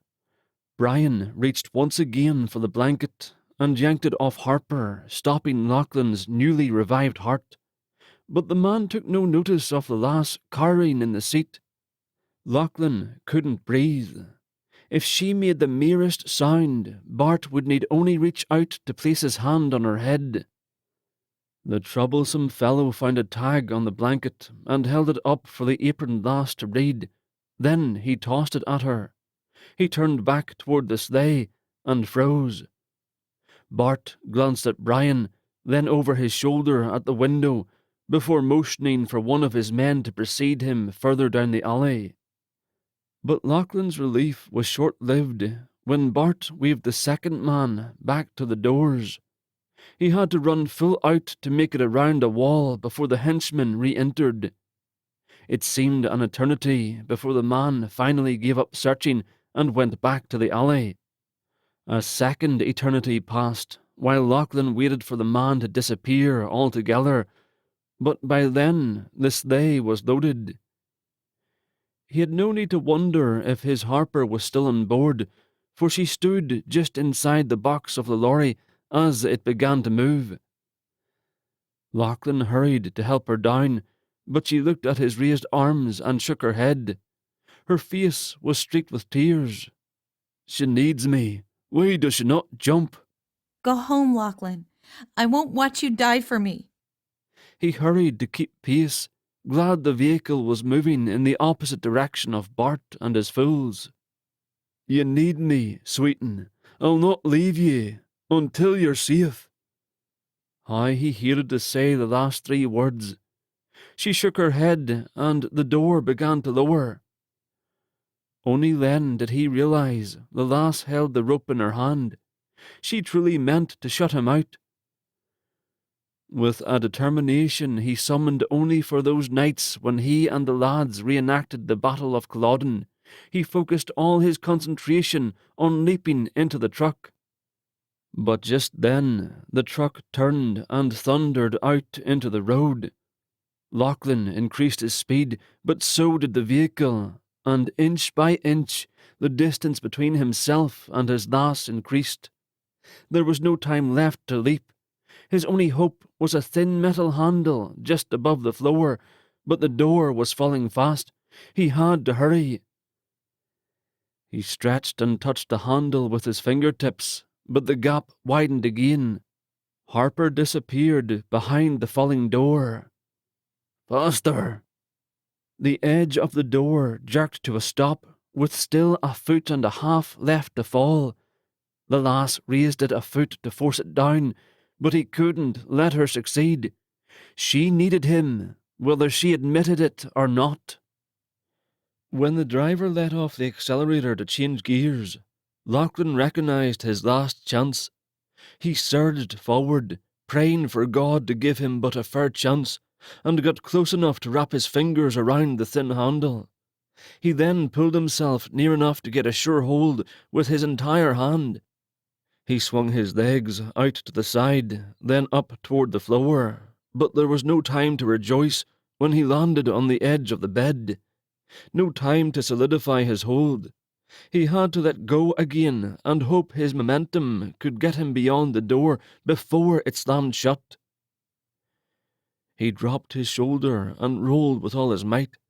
The front wedge of the platform stopped his progress. He turned on his back and looked up into that bonny, misguided face a moment before the door slammed shut and plunged them into darkness. She appeared to be a wee bit pleased, a wee bit disappointed, and a wee bit afeared. Chapter 10. The inside of the truck was as cold as a winter's night in the Highlands. A large fan blew the chilled air through the metal box, and chill bumps rose on Lachlan's arms. It was a thrill to be reminded of what cold really was, when for so long he'd only been able to draw from his imagination. Of course, he'd been able to empathize with the Culloden tourists, but there had been no real feeling to it. He spread his feet apart to keep his balance while the lorry made its way down the road, and he rubbed his sleeves to see if that grand body of his could generate any heat. He grinned into the darkness. It could. "Lass," he said clearly, but quietly so as not to alarm her. She said nothing.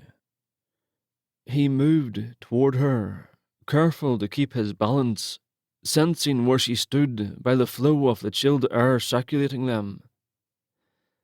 A thin line of light seeped around the edges of the door, and his eyes began to adjust. He could see her form against the wall, her raised chin, her hands pressed to the wall behind her, helping her balance. Since her eyes would be adjusting as well, he closed the space between them quickly, before she thought to make him chase her through the darkness. He stopped with barely an inch between them, set his hands on her shoulders, and felt a tremor rack through her. "Easy now. You should ken by now I wouldn't harm you for all the potatoes in Ireland." He leaned down, drawn to the warmth of her face, eager for a tender word. But it was enough that she raised her face, a sign that a kiss from him wouldn't go amiss. "Bless ye, Sansere." He was a breath away from accepting Harper's invitation when the inside of the truck began to lighten from an expanding mist of green. "Heaven help me, I've summoned the wee witch with my blasted benediction." Only when the green phantoms began to circle did young Sonny appear. Her typically generous smile illuminated the box even more than the fog of her protective ancestors. Lachlan. She seemed pleased to see him, as if they had not just parted earlier in the day. "Sonny, forgive me, I did not intend to summon ye." He took a step back from Harper and turned so he could introduce the two, but his modern-day lass was still waiting for her kiss. Her eyes were closed, and her face was as still as death. He would know. Be easy, Lachlan. She is fine. It is you and I who have been taken out of the moment. The rumbling of the engine, the whirring of the fans, all gone. Time, it seemed, had truly stopped. Reluctantly he nodded and relaxed. "Truly, son Soray, I did not mean to summon ye." You didn't. "Then why?" I've come to collect you, Lachlan McLean. You've done what was required, and you've earned your boon. Prince Charles Stuart awaits your pleasure. His chest bubbled with outright joy. "Truly?" Sonny nodded. Truly.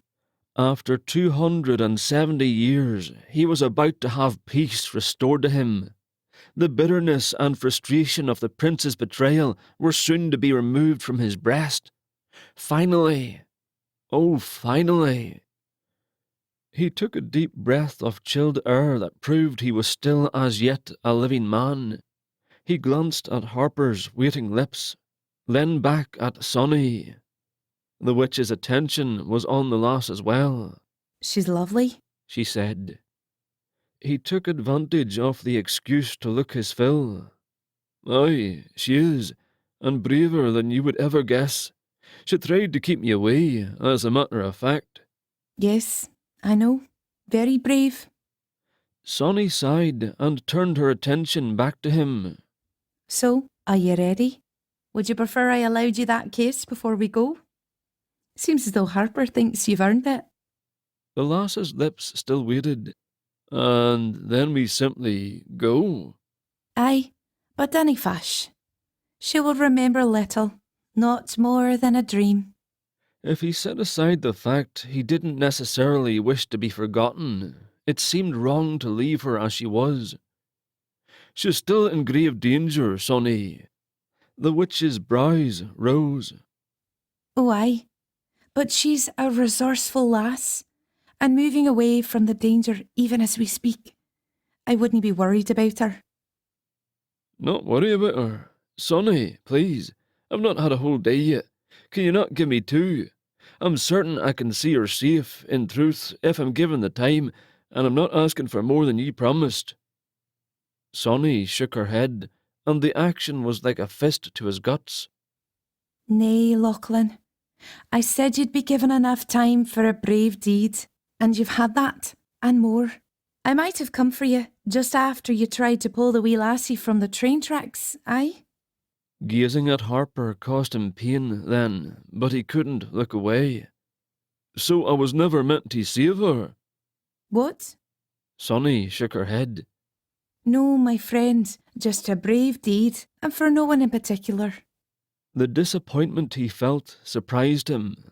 There was nothing special here, just as there was nothing special about him being chosen to die at Culloden. And the randomness of it all made his middle feel as empty and sullen as Culloden Moor itself. So do you want your kiss then, or shall we just be on our way? Those waiting lips beckoned, but when those eyes opened, he knew the loneliness they would hold, and it broke his all-too-feeling heart. What's it to be? Sonny prodded again. Would she give him not a moment of peace? Bereft, he shook his head. If Harper wouldn't remember his kiss, he had no business taking it from her. But his head took up shaking again before he realized what he meant to say. I won't leave her, he said, and the words themselves stirred his sad blood back to life again. Tell me the cost and I'll pay it. There must be something you can undo here with your obviously substantial powers. Sonny shook her head to mirror his denial. Nay, Lachlan, I've but borrowed these powers, and I've made bargains with one much more powerful than myself. The only way for me to allow you more time is to break the first bargain we made. It would mean giving up the revenge you've waited centuries for, and Bonnie Prince Charlie is waiting. I care not, he lied, though it sounded strangely true. He stepped close to Harper, wrapped an arm around her waist, and faced his wee witch. I want no more of your bargain, Saint Soleil. The lass quickly swallowed her surprise and nodded once. And truly, a burdensome weight was lifted from his chest, perhaps from his soul. His ease fled, however, when he noted the regret on Sonny's face. I'm sorry, Lachlan. There is still a reckoning to be made, and we cannot rob justice, sigh. Justice? She nodded slowly. I've already paid to have you brought back to life and kept alive while you did your noble deed. But I was only able to pay for a day. You can. A day for each of the 79, or 2 if the deed is not yet done. I can give you until the moon rises perhaps, but that is all the time you can have. I'm sorry. She watched him closely for a moment. And now, knowing that, would you rather take your boon and meet with the prince? It can't be an easy exchange. Years of revenge for a handful of hours at most. She was right.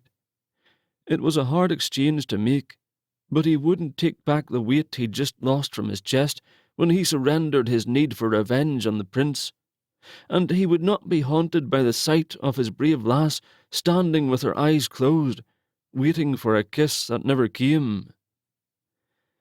He faced Harper again, taking the same position he'd been in when Sonny had interrupted.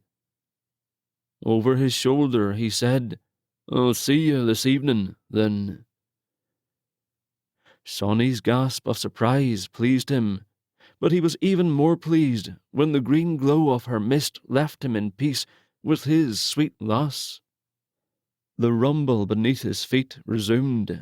The skin on his arms rose again to welcome the chilled air of the refrigerated lorry. It was his cue. Chapter 11. Lachlan pressed his mouth against the warmth of Harper's waiting lips. A chaste kiss, filled with all the emotion of a conversation she hadn't witnessed. A priceless kiss, he whispered when it was over. Her hands released the cold wall behind her, and she slid them up his chest and around his neck. He pulled her against him and held tight, absorbing her trembling. Are you cold? She nodded her head against his chest, and he hurried to get her settled on the seat of the sleigh with the velvet blanket over her once more. He sat beside her and heard the hushed impact of 6 decorations falling to the floor. No doubt they'd become brittle from the cold transportation. I'm sorry. Her expression was impossible to see so far away from the cracks of light, but her voice conveyed the rest. No need. He stroked her hair absently. He already explained. If Bart finds us, he'll kill you now. And I will really end up in a psych ward if that happens, you know. I can't live with it. And he knows that. He'll use you against me, and then he'll kill you anyway. Hush now. We're miles away, and I'd like to forget about everyone but ye, do ye ken? The chilled air swirled between them, and he finally admitted that he was shivering too. But it was a grand excuse to pull her against him and hold her closer. The feel of her crushed in his embrace left his body and his soul swimming in the sweetest sense of belonging, though that belonging was temporary. Even the soft down of her wee black jacket was a bliss he would never forget. Had Simon felt such joy when he'd been able to pull Sonny to him, and kiss her. Perhaps if the wee witch had felt the same, she wasn't too surprised at Lachlan's sacrifice. Harper sniffed, and he didn't have to feel her face to know it would be wet with tears. They killed another man that tried to protect me. His name was Milton. Her body jerked against him, and he realized she was greeting in earnest. And sometimes a body needed to greet, so he didn't interrupt for a good 5 minutes. "Did ye love this Milton?" It was ridiculous for him to feel any kind of jealousy toward a poor man who had met his end at the hands of another, as he and the fallen of Culloden had, but he was jealous. He had a charming image in his head of Harper gazing up into his eyes with true adoration on her face, and the idea that she'd been in love with another man interfered with that image. No, I didn't love him. I hired him to be my bodyguard. St. Clair was allowed to live in the house until I inherited in July. I thought a guard was all I would need to keep him from messing with me, but I was wrong. Bodyguard. Well then, the pretty image in his head could remain intact for a while. How did they kill him? I don't know. He's just gone. But St. Clair made it clear he was dead, probably buried in the mountains. He used poison on my mother, but I can't prove it. I was away at school. I didn't know she was sick until I came home for Christmas. I'm sorry, lass. She took a deep breath and eased away from him a bit. I'm going to be 25 in July, and I will have my trust fund.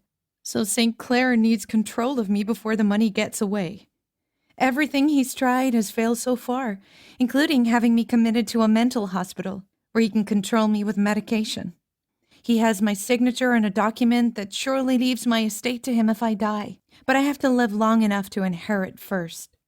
If he can get me into that van and into that hospital, he'll probably make my death look like a suicide. Or an overdose. He's made sure there's a record, at least with a psychiatrist, a history of drug abuse. Lachlan had watched the better part of many a movie enough to know the scenario she suggested was a plausible one, but it was the inevitability in her voice that frightened him. Harper, sweetin', dunna fash so. Do ye suppose I would let such a thing happen to ye? She eased farther back, nearly out of his arms. Oh, really? Are you going to run and hide with me for another month? His gut twisted. He only had a few hours. If he'd failed to see her safe before nightfall, he would simply disappear, forced to move on and leave her to fend for herself. Would she know she'd been abandoned? Would she reach for him and find him gone, or would he dissolve from her memories and leave gaps she couldn't explain? We'll find a solution today, lass. I vow it. She sighed softly. I didn't think so.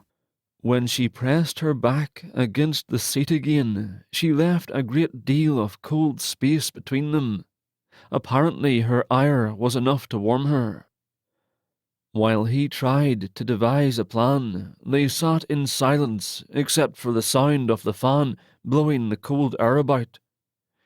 It also smelled a bit like rotting flowers, another sense for which he was grateful, even though the smell was none too pleasant. But with all his senses alert, it was difficult for him to think clearly. She was the one to speak first. Look, buddy, just get out when the truck stops again. I'm not Buddy, I'm Lachlan, and I'm going to prove myself to ye. I'm just not certain how as yet. Just be honest with me. Is that so hard? Admit that there's nothing you can do to help me, that you've already saved my butt enough times to earn yourself a Boy Scout badge, and you need to look out for yourself now. Which you do. I'm serious. I don't want you coming back to haunt me.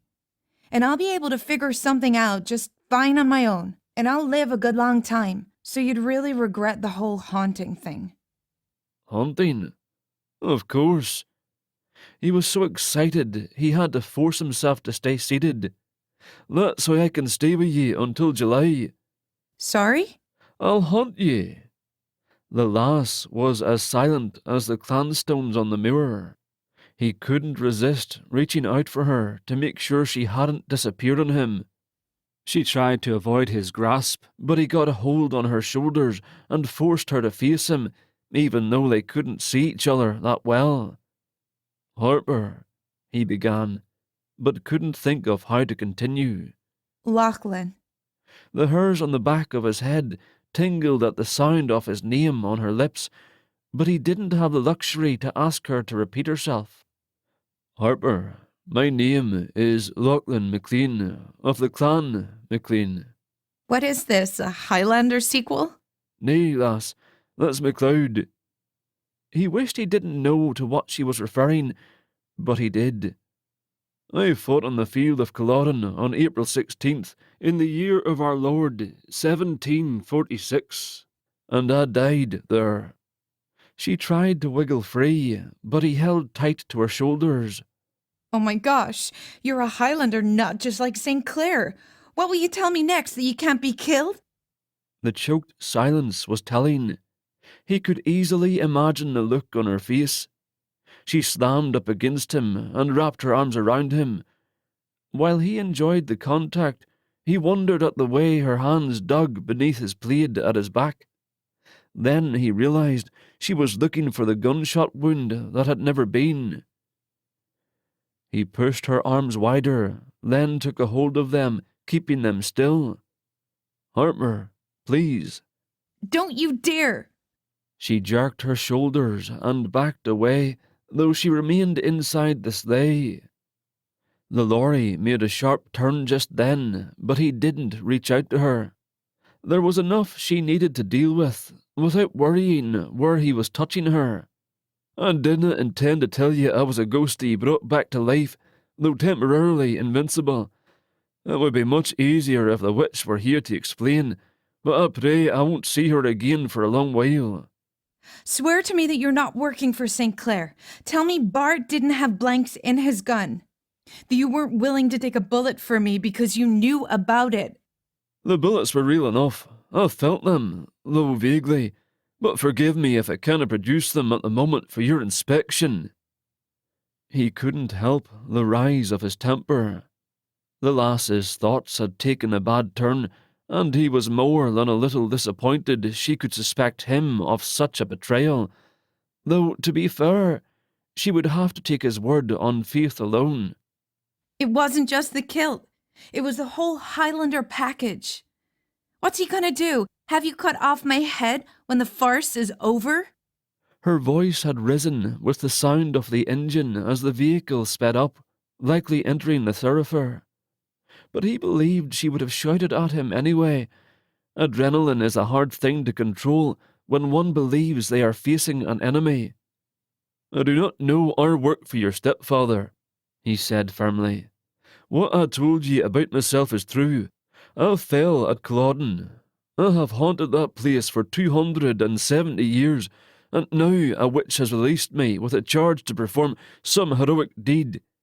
I only have until the moon rises to help you find true safety. I wish I had more time, but—" What happens when the moon rises? You become a ghost again? Go back to Scotland? "Nay, my time at Culloden is over. I agreed to move on, and so I must." Move on? Like into the light? "Wherever I deserve to go, I suppose." If she heard the last, he didn't know, but he no longer felt like shouting. Perhaps his own adrenaline was spent. Perhaps he simply didn't want to think about heaven or hell, or his worthiness of either. He made out her face in the shadows. She frowned as fiercely as he did, obviously no more happy with him than he was with her at the moment. "Ask me something," he said. "Anything that might help you believe I'm not in league with your villains." She took a deep breath and let it out slowly. Then she lifted her shoulders while holding her hands out, as if to prove her powerlessness. I have no idea what you could say to make me believe you. I mean, it's not like I can put my hand through you or anything, right? He nodded. As I said, I'm flesh and blood for the moment. She nodded too. Yeah, sure. He looked up and said a quick prayer for inspiration. You know what I think? He was but happy she was still speaking to him. What is that? I think if St. Clair planned this, you were his cruelest joke of all. Getting me to believe I actually had someone on my side, willing to defend me like Milton was. I think your job was to make me believe I was going crazy, or else he wanted me to catch on, just about now, to pull the rug out from under me. Oh, lass. He so wanted to gather her to him and prove through his touch alone that he was indeed on her side. She was far too wary, too shell-shocked to trust him now. He would just have to put more effort into thinking of a solution. But what did a ghost, tethered to a moor, 78 comrades and a wee witch, know that might impress a girl from— Where are we? She gave him an unkind look, even if he couldn't see her clearly. Just tell me, what city is this? Salt Lake City, Utah. Don't tell me you can't read signs. Salt Lake. He had a memory attached to the place, and when he recalled it, he suddenly had his inspiration. We need to find a lawyer, he said. She gasped. Oh, really? I hadn't thought of that. All this time I've been running around trying to keep St. Clair from putting me in jail or an institution. I never thought once to hire a lawyer. Duh. He didn't appreciate the sarcasm, but he would overlook it. I know a lawyer from Salt Lake City, Utah. Hey, for a Scottish ghost, you get around. But it doesn't matter when no lawyer will talk to me without a parent or a retainer. And I've barely got enough money to get by for the next month, if I live that long. And lawyers demand thousands just to listen to me. I tried to convince this secretary once that I was going to inherit millions in another month. But apparently desperate people have already used that line on her. And I got the same answer from the next. And the next. There's no way I can get their attention long enough to explain anything. She scowled at him harder, and he thought better than to interrupt. But you probably already know that, don't you? Did you and St. Clair have a good laugh when he explained what was going on? When he was hiring you to act as my personal tracking device? Her gaze looked him over, to his toes and up again. And the next move was supposed to be what, to seduce me? Will someone be on hand with a camera? If she'd been a man, he would have struck her for suggesting it. But he couldn't do that, and even if she was a man, a little violence would only convince her that he had no true interest in protecting her. So what did you do with a woman who needed a good shock?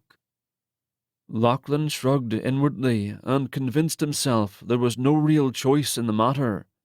He needed to kiss her again. So he did. Chapter 12. The truck began to slow, or maybe it was just her brain function. What other explanation was there for kissing a guy who was either out of his mind or her enemy? He certainly didn't feel like the enemy, though. He didn't taste like an enemy either. If she was being completely honest with herself, she really couldn't believe, deep down, that the guy wasn't 100% on her side. The bad news was it meant he was crazy. A ghost from Scotland. She didn't believe in ghosts, but even if she did, he couldn't actually expect her to believe he was one, right? Those lips should be cold, but he had an excuse for that. And her face should be sliding right through his, but it wasn't. She really wanted him not to be crazy, but what other alternative was there? That he was telling the truth. And if he was telling the truth, that meant he wasn't going to be around tomorrow, and she'd be alone again. She was used to it, of course. Except for Milton, she'd basically been alone for months since her mum died. Being alone again in the morning wasn't going to be such a big deal, but never seeing Lachlan again. Thinking about it sent a little pain through her chest that originated just left of centre. Who was she kidding? It was just a little heartburn caused by a couple of exposed knees, and the fact that she'd gotten used to having him around like a stray puppy that didn't know enough to take care of himself, although Lachlan didn't have that problem. Of course, if he went around claiming to be a ghost, he'd find himself in all kinds of trouble. She was practically obligated to stick with him. Finally, she either had to end the kiss or admit she liked the guy. And since admitting anything might keep him around long enough to get hurt, she ended the kiss and pulled back. I've thought about it, and I don't think you're working for my stepfather. She could tell he was grinning, even in the dark. But it wasn't because you kissed me, all right? Of course, he said, but she could hear laughter in his voice. She couldn't help herself and laughed a little too. The trunk turned and accelerated, and she toppled into him. A few seconds later, she was able to scoot back again, but she was a little surprised he hadn't tried to take advantage. Harper, listen well. I will prove myself to ye. I vow it. I will take you to see this lawyer fellow, and I will prove what I say is true. You will be safe before I leave ye. Don't worry about it. I think there is a real chance you're out of your mind, but since I don't think you're a danger, to me at least, then let's not dig too deep, all right? The truck turned twice more while they sat in silence, waiting for it to stop. After a third turn, it tilted forward, throwing them against the back of the velvet seat, and they were plunged back into total darkness again. Underground, I suppose. His deep voice surrounded her, with a little help from the fan. She figured if he were really a ghost, underground wouldn't bother him, but he made it sound like he did. It was pretty sad that delusional was the better alternative, but really there wasn't any doubt. He'd been running around downtown Salt Lake in a Highlander costume, and it wasn't even Comic-Con season, and the big Scottish festival had been earlier in the month. The truck stopped. Her heart raced while they waited for the door to rise. She only hoped the guy that opened it would be the guy who'd closed it in the first place. The metal door rolled up into the ceiling, and after her eyes adjusted to the light, she was relieved to see Brian, yet another guy who had taken a risk by helping her. In spite of the fact they needed to stay out of sight, Lachlan insisted on helping the guy unload the truck, and only after the sleigh was rolling through the wide doors that led into the shopping mall was she finally able to pull him away. She rolled her eyes and pointed to the hallway with restroom signs and a drinking fountain. It was the least I could do, he grumbled. The man transported us a good distance from Bart and Company, did he not? Yeah, you're right. She turned towards the woman's restroom door, and he followed. She had to press a hand against his chest to get him to stop. The flesh under his pirate shirt was disturbingly firm. Where do you think you're going? He looked at the sign and frowned. You'll run from me. I won't allow you to go inside alone. A woman with orange and pink hair hurried toward them and gave the Scot a long look while she backed into the ladies' room. Go ahead, honey. Bring him inside. Her eyebrows waggled in a truly disgusting way that made Harper think twice about going inside herself. She glanced up at Lachlan to see he was just as uncomfortable. I'll hurry, she said, hoping that was enough to make him stay put. Then she followed Creepy Chick. Chapter 13. It was the creepiest feeling in the world to be sitting on the toilet in a public restroom, wishing a guy was in there with you, and only if he turned his back, so you could feel safe. She remembered thinking she was done for when Bart started talking just a few feet from where she hid in the sleigh. She'd wanted Lachlan beside her then too. At first she'd wished he would fly out the door and take out Bart and the boys like some highly trained government agent, but then she'd realised that he'd probably end up dead if he did. She'd convinced Brian to let her shut the door after Lachlan jumped in, but when the engine started, she realised it was the perfect chance to leave him behind, to keep him alive. A chance to make up for what had happened to Milton. But she'd failed at that too. When the door got stuck, she hadn't moved fast enough to lock him out. She'd also screwed up at the tracks platform and hadn't been much help to the little girl with the spilled backpack. Pitiful. She was lucky she was still alive after being on the streets for over a week.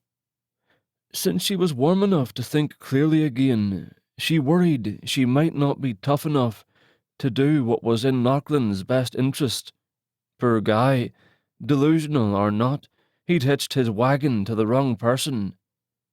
She could hear Creepy Chick playing with her phone in the next stall. Uh-oh. The woman gasped. Honey? Harper closed her eyes and prayed the woman wasn't out of toilet paper. Yeah? I don't suppose you're 15, are you? 15? No. A toilet flushed, and a few seconds later, the chick was standing outside Harper's stall. You're gonna want to see this. She held her phone above the door. While Harper straightened her clothes, she tried to make out the picture. What is it? It's an Amber Alert. For you. Last seen with a disturbed man in a Scottish kilt. Oh, great. She left the stall and hurried to wash her hands, then turned to take a closer look at the phone. The phone of a woman who had not washed her hands. But she didn't have time to worry about that. There was even a picture. St. Clair had to have kept it on him, ready to play the Amber Alert card the first chance he got. I'm not 15. I'm 24. She gave the phone back. And he's not disturbed. Yeah. The woman put a piece of gum in her mouth, still without washing her hands. I didn't think you looked like a child. Her creepy grin returned. Not with that Scottish guy all over you like that. Harper hoped her shudder wasn't too obvious as she hurried toward the door. Lachlan looked relieved, but unhappy. You took time to make friends. Harper shook her head and headed straight to the drinking fountain. The need to wash her hands again was just too strong to ignore. No, I wasn't making friends. Do you know what an Amber Alert is? She hoped ice-cold water would do as much damage to germs as hot water did, and imagined the microscopic creatures turning to ice and dropping off her fingers. Tell me, he said. It's a warning that goes out to phones and televisions and signs all over the freeway. The police have put out an alert saying that I've been abducted by a man in a kilt. St. Clair must have told them I was 15, so they'd post it. If we walk through that mall or down the street, someone's gonna call the cops. A kilt? He looked down at himself and stroked the material over his thighs. I must leave it behind. Whoa! She held up her hands and averted her eyes. Unless you've got pants on down there, don't be unwrapping anything. I've no pants. He made it sound like he'd no sooner wear pants than a tutu. She nodded toward the door of the men's room. You can hide in the stall. In there. I'll go get you some slacks or something. Jeans. I'd like jeans. Of course he would. What size? He shrugged, then put his hands next to his hips and pulled them forward to show her the size of the gap. This size, I suppose. She groaned and walked away. You'll return. Harper, sweeting, and have your word before you go. Yes, I'll come back. He wouldn't survive a minute without her. Now get in there. She didn't look back to make sure, because she knew the sight of him standing there in his Scottish stuff, with his hands held out to show her how wide his hips were, was a sight she would never be able to get out of her head. And if anything happened to him, she didn't want to be haunted by that image. He was just so innocent wasn't the right word. Neither was gullible. But there was something naive about the guy that she'd be better off ignoring, and he needed her for a change. It was enough to make her grin like an idiot.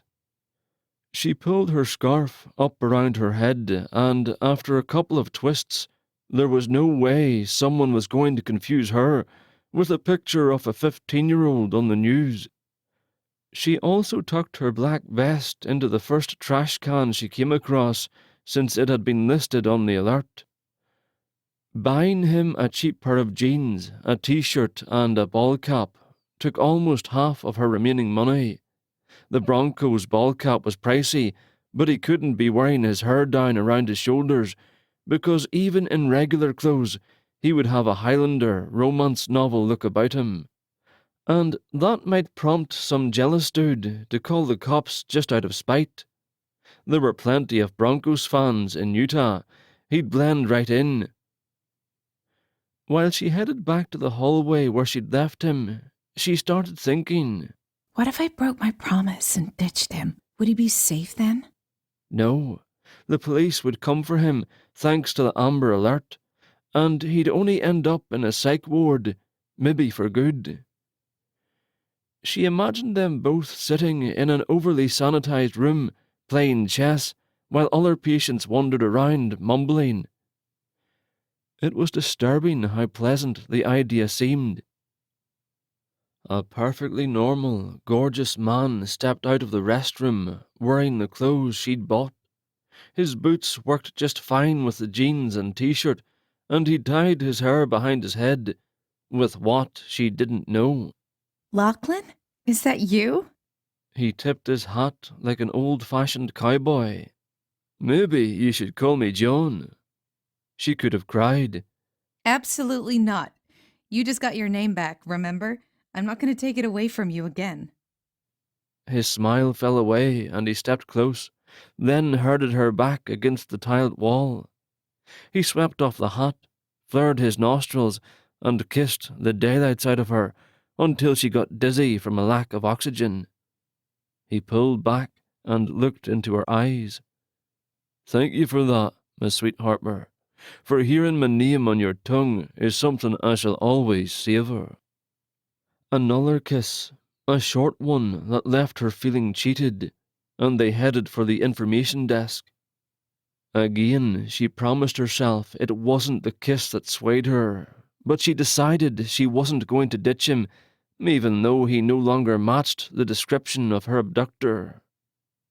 With that red kilt hidden inside a shopping bag, no one was going to be calling the cops, so he'd get along just as well as he would have if they'd never met. So leaving him for his own good wouldn't be mean. But why upset the guy, right? He said he wasn't going to be around after it got dark, which meant she only needed to patronize him a few more hours. Then he'd be gone to wherever he expected to go. He can't be a ghost. He just can't. And to prove how talented she was getting in the denial department, she decided to ignore that burning near her heart. Chapter 14. She couldn't bring herself to risk taking the bus in case someone overheard his accent and put two and two together.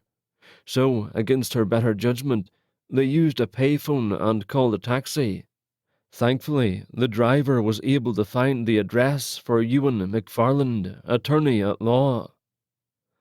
On the ride to his offices, located on the mountainside above the city, near the University of Utah, she caught Lachlan frowning at the sun, sitting headed toward the opposite horizon. He forced a smile and turned his attention to the road, but he squeezed her fingers a lot tighter after that. Tears gathered in her eyes, and she realized she'd just been fooling herself. She wasn't patronizing him. She was patronizing herself. Please let him be crazy. Please let him be crazy. Because crazy people didn't disappear when the sun went down. The taxi stopped at the first of 3 low brick buildings just inside Research Park.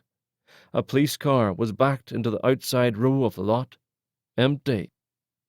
It was impossible for St. Clair to have known where they were going, so it wasn't like the police could be lying in wait for them, but it still made her nervous.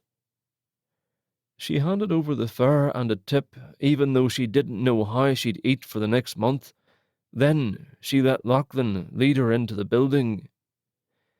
He didn't seem to mind that her hand was cold and clammy, and he held on tight, giving her an extra squeeze now and then, while they went looking for some guy who supposedly knew a ghost from Scotland.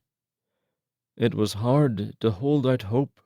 She'd tried too many lawyers' offices already. There was just no way anyone would waste time listening to her if she didn't have enough money to get their attention, and at the moment, she wasn't sure she had enough to buy a Big Mac. They found it. McFarland and McFarland, attorneys at law. Her stomach dropped into her shoes, knowing she was about to be rejected again. She was almost disappointed when the massive oak door wasn't locked. Lachlan removed his cap, pulled off the string holding his shoulder-length hair behind his head, and strolled into the office like he owned the place. He smiled at the older woman behind the desk, whose gaze started at his waist and meandered up his form-fitting t-shirt. When she got to his face, Harper thought she might fall out of her chair. Yeah, she could relate. "Good day, lass." He gave her a big smile, which Harper thought was a little too friendly, and she didn't care for him calling someone else lass either, especially someone's grandmother. Good day. The woman said, a little too breathy for her age. How may I help you? "I was told to ask for Ewan McFarland," he said casually. Oh. The woman's smile was suddenly all business. The gatekeeper had awakened. And may I ask who suggested you ask for Mr. McFarland? Aye, that would be Ewan McFarland. He insisted I ring him up when I came to town, but we're staying close by, so I thought I'd call in person, you see. Oh, I see. Her smile was still forced. Did he give you his card? She held out her hand like she was asking to see his passport. Lachlan shook his head. "Just tell him I'm the bloke from Scotland. He'll know." Just a moment. The woman stood and walked down a short hall, knocked lightly on a door, then let herself in. Harper started pacing around the room, dreading what came next. She could tell by the way the woman had acted they wouldn't be allowed into the inner sanctum. The door opened, but it wasn't the woman who came down the hall. It was an extremely tall man in an expensive suit. His face was open and friendly. His hair was a washed-out mix of strawberry blonde and grey that looked a little messy, like he might have been running his fingers through it, or maybe napping. He held his hand out far in front of him and gave Lachlan's a good shake. "Hello there, I'm Ewan McFarland. Lachlan McLean, at your service." The lawyer seemed pleased by his accent. "You'll have to forgive my memory, but I'm afraid I don't recognize you. You say we met in Scotland?" "Aye, this past April, at Culloden." The man nodded, then gestured toward the hall. "Please, come in, come in." He offered his hand to Harper. "And you are?" Harper. Too late, she realized the man might have seen a recent Amber Alert. He led them into a spacious office with a large family crest on the far wall. Family pictures littered the tables, and a framed crayon drawing occupied a prominent space to the left. "Harper, lovely name. Won't you have a seat?" He looked out the door. "Mildred, would you join us?" She and Lachlan took the seats directly in front of an ornately carved desk, and, with a suspicious look on her face, the older woman took a seat in the corner with a notepad in her hand. "My wife and I love Scotland, and I'd like to go back, but she wants to see Rome next." The man leaned back in his chair and put his hands behind his head. "I'll admit I'm intrigued, Mr. McLean, because I don't remember seeing you at Culloden or anywhere else, and I believe I would have remembered you." Lachlan put a hand on Harper's knee, like he knew she was getting ready to run. Then he shrugged. "Oh, you didn't see me, Mr. McFarland, but I was there beside you when you placed a wreath of red and white flowers against the memorial cairn." He frowned suddenly and tilted his head to the side. "If I remember rightly, ye said I would have fought with ye. Do ye remember that?" The man got misty-eyed and nodded, though reluctantly. "Yes, I did, and I was alone at the time. I remember that clearly." "Oh, aye, alone with the dead, you might say." "You mean ghosts?" The man snorted. "It is supposed to be one of the most haunted places on earth, so I suppose that's accurate. So tell me, were you filming people, without their knowledge and consent?" "Nay." Lachlan bit one side of his lip, and she realized he was enjoying himself, toying with the guy. Not smart, with cops nearby, but there wasn't a lot she could do. His hand basically had her pinned to the chair. McFarlane grinned, and she relaxed a little. At least he was enjoying having a mystery dangling in front of his nose like a carrot. He shook a finger at the Scot. "I signed the guest book. Is that how you learnt my name?" Lachlan shook his head slowly. "Nay." The guy tossed his hands in the air. "I give up. How do you know what I said at Culloden?" Well, the impressive thing is that after hundreds of thousands of visitors, that many, in over 270 years, that I'd remember your name and from whence you hail." "Remember?" he grunted. "How'd you even hear me? I'm not so sure I even said it out loud. I remember because so few sentiments uttered on the moor make such of an impression on the ghosts of soldiers, but every now and again a man comes along who wishes he could have fought beside us, and means it." It was his turn to shake a finger at McFarland. "And aye, you did say so aloud. We're not mind readers, ye ken." The lawyer's mouth hung open, and Harper wondered if the guy was going to buy Lachlan's story, or if they were going to be laughed out of the office. But at least it would be a change from being kicked out. McFarland closed his mouth, swallowed, and became a lawyer again. "Let me get this straight," he said, and tapped the end of his pencil on a leather blotter, punctuating his points. "You're telling me you're a ghost from the Battle of Culloden Moor, in Scotland." He leaned forward to take a long look at the jeans and t-shirt. "I had to hide my plaid in this bag," Lachlan said. "Her stepfather, the Blackheart, arranged for a golden alert for an abductor in a kilt." Amber Alert. she corrected. The man nodded, like he'd solved the mystery. "Oh, I see. So you're in trouble, and you need the ghost story to get past my secretary." "I do not tell tales, sir." McFarland rose to his feet, and Lachlan did too. Harper thought sitting tight was a better strategy. At least she might be able to get part of her story out before the cops arrived, and she'd know where her next few meals were coming from until St. Clair found her and his lawyers came to her rescue. But the guy didn't call for security. He and the Scot seemed to be having some kind of staring contest that must have ended in a draw, because they both lowered themselves back to their seats like a couple of bulls deciding not to lock horns. "Seriously?" the man grinned. "How did you know what I said at Culloden? Is that Monument Hollow? Are there cameras?" "Aye, there are cameras," He glanced at her. Do you know? Harper bit her bottom lip for a second, then looked at Lachlan, who nodded and sat back. Apparently he wanted her to back up his story, and since he'd gotten them this far, she was going to do whatever he asked. He knows because he really is a ghost from Scotland. She'd even managed to say it with a straight face.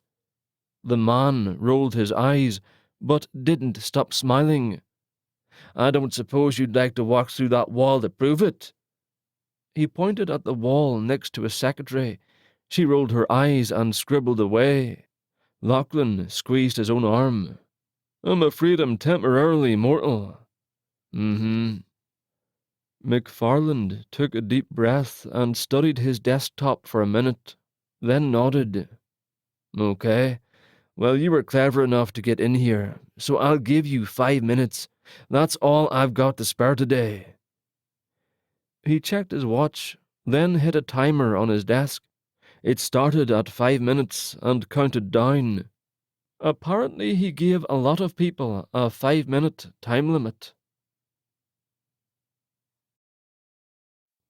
Chapter 15. Harper introduced herself again, adding her last name. He wrote it down, even though the woman was already taking notes. And is there an Amber Alert out for you, Harper? Yes, but I'm 24, not 15. My stepfather must have lied to the police. He nodded once. Go on, but know that I will be calling the authorities when your 5 minutes are up. You can either use that time to get away, or you can keep talking. She chose to talk.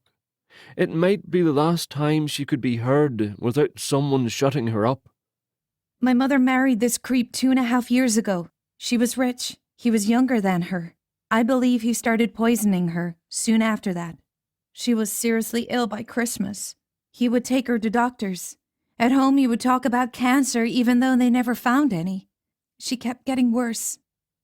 It physically hurt to finally talk about it, but she didn't have time to eke it out. She died 3 months ago. St. Clair was pissed. St. Clair is your stepfather? Yes. Go on. He scribbled again. He was pissed the will was read. Everything was left in a trust for me. McFarland shook his head. If he were capable of murder and really wanted her money, he would forge another will and it would all go into probate. In Utah, a handwritten will is legal, with or without witnesses, and that dispute would most likely end in his favour as the spouse. She shook her head. He's not a patient man. He'd kill me first if he thought the money would go directly to him. And there was a prenup. Can't that represent my mother's wishes? If they divorced, he got only what he brought into the marriage, which was a vehicle and not much else. It was all listed. They kept separate accounts, no matter how he insisted they not. I think that's why he started poisoning her right away. The prenup only shows her wishes if they divorced, not if she died, and they were still on good terms. Autopsy? She shook her head. He had her cremated too fast. I was out of town. He already had it done before I got back. I never got to see her. Say goodbye. McFarland absent-mindedly shoved a box of tissues her way, but kept writing. And because she'd been under a doctor's care, they didn't have to call anyone but the mortuary.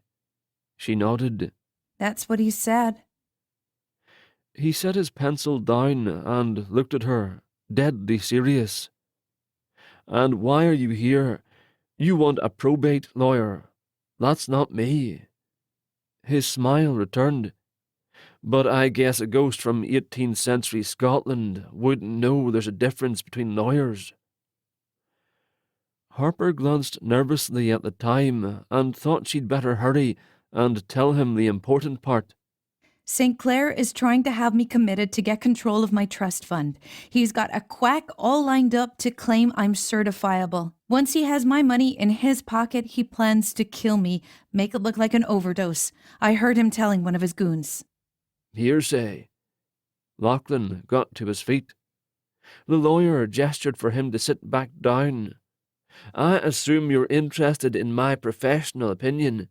We can't present hearsay to a judge. Harper tried not to get too excited, but her lungs overfilled and she was having a hard time exhaling. I assume this will end up before a judge.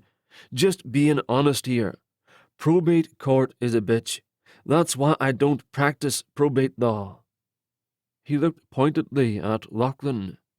The Scot shook his head.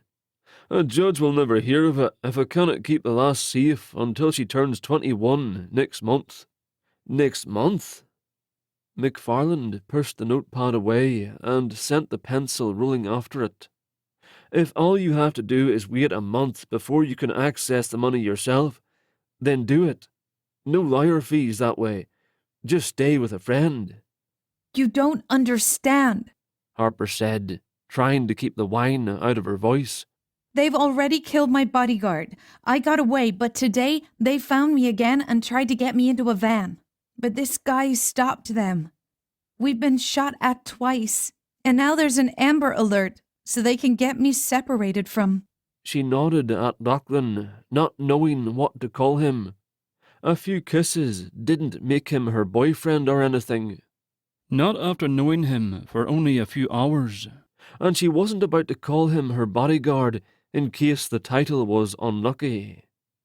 Her protector, Lachlan said. The problem is, I won't be around to protect her after another hour or two. The lawyer waved his hand like he was setting the Scot's comment aside for the moment. Shots fired.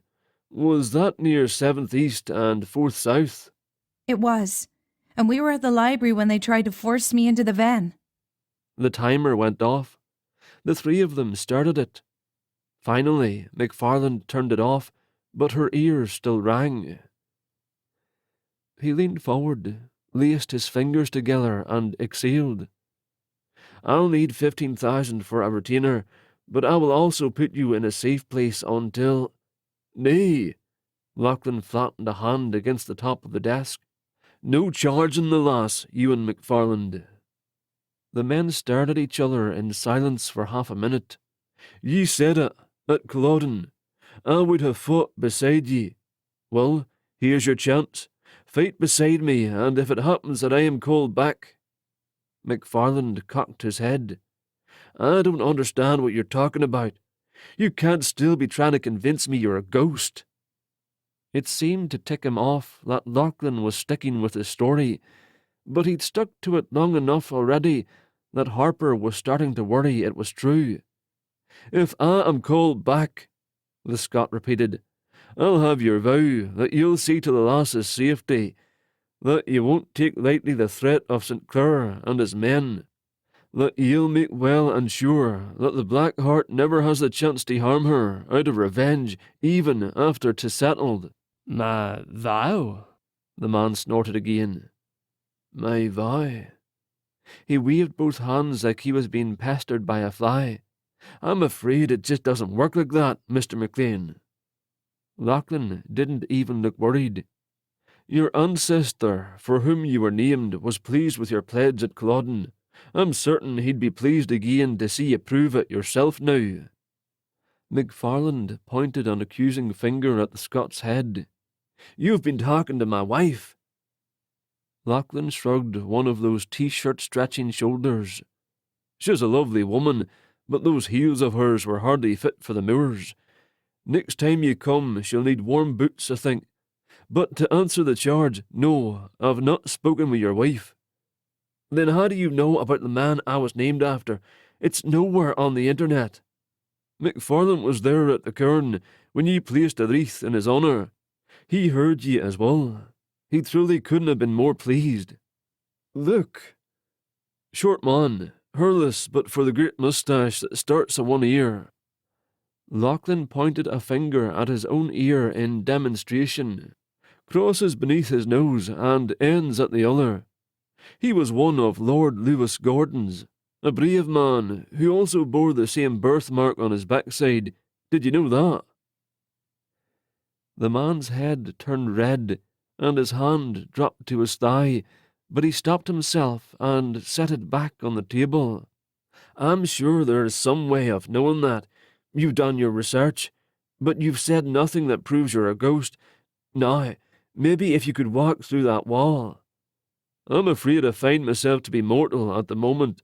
Perhaps later if I'm still here after the sun has set. It was over.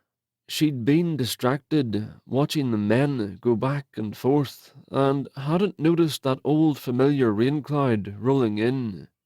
Next, they'd be asked to leave. McFarland turned to her, and his smile was more like a grimace. Here it comes. Harper, I'm sorry. I'm not going to be able to help you.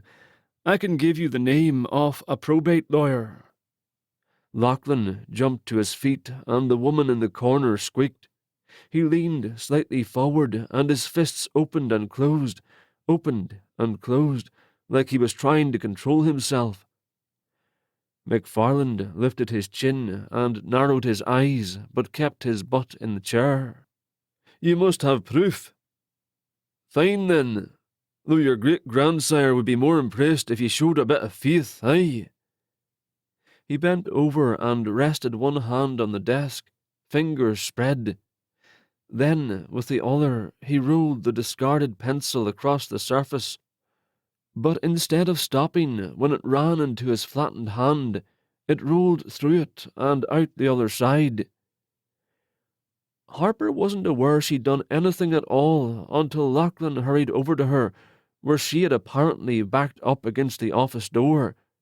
She didn't realize she'd left her chair, but she did remember feeling like she suddenly needed to be far, far away from that pencil and that hand.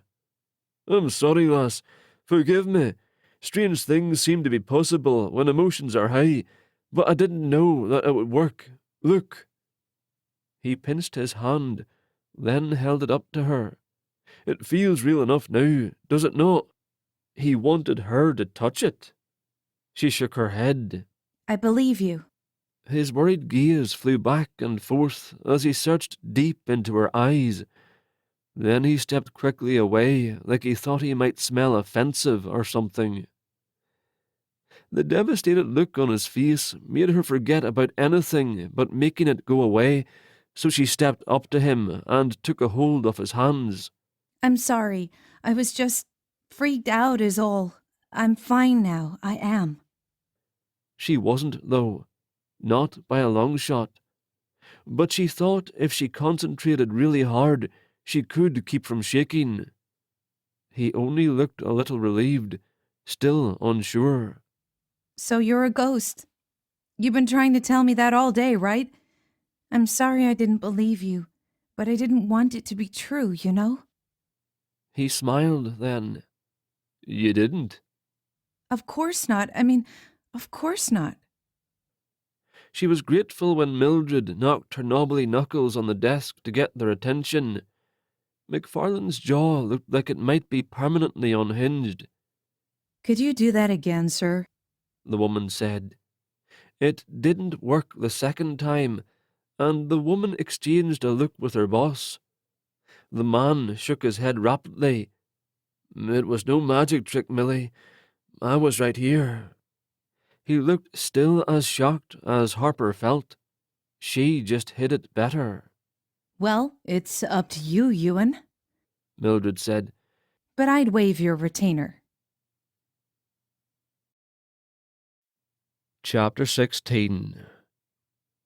Harper and Lachlan were led into a private lounge to take a breather while their new buddy, Ewan, made some phone calls. He'd promised not only to waive his retainer and represent her, but to keep her safe too, so he was working on the safe part. Her gut told her not to trust anyone but Lachlan and to stay on her toes, but she and the lawyer now shared a secret that made her feel like there was a bond between them. Nothing dramatic, but a bond just the same. Kind of like knowing someone's ultimate secret, and them knowing yours. Maybe they could cause trouble for each other, sharing the fact that they had seen a ghost, spoke with one, made deals with one. It was the kind of story Dr. Quack would have loved to add to her list of mental illnesses. There were 2 long leather couches that called out for her to lie down and rest while she had the chance. She glanced at Lachlan, and he released her hand and nodded for her to go ahead. The soft white leather made no sound when she stretched out on the couch to the right. Her Scot sat at the far end of the other one, facing her, but he let his head fall against the wide back and closed his eyes. She closed hers too, amazed she wasn't more freaked out at being alone in the room with a guy who had just proven he was a ghost. But it was Lachlan. How could she not feel safe with him? Sure, they'd only known each other for half a day, but it seemed like a lifetime. As her body relaxed, she sank deeper into the luxurious cushions. Unfortunately, her mind wandered back to that pencil, and a memory rose in her mind of the first time he'd held her close, behind that door in the half-abandoned building. "I've been dead before," he'd said, and she was swamped with an all-too-familiar sadness. Lachlan had died, just like her mother, just like Milton. Only for some reason he'd been allowed to come back. She could only imagine how great it would be if her mother could do the same, even if it was only for a day. Lachlan?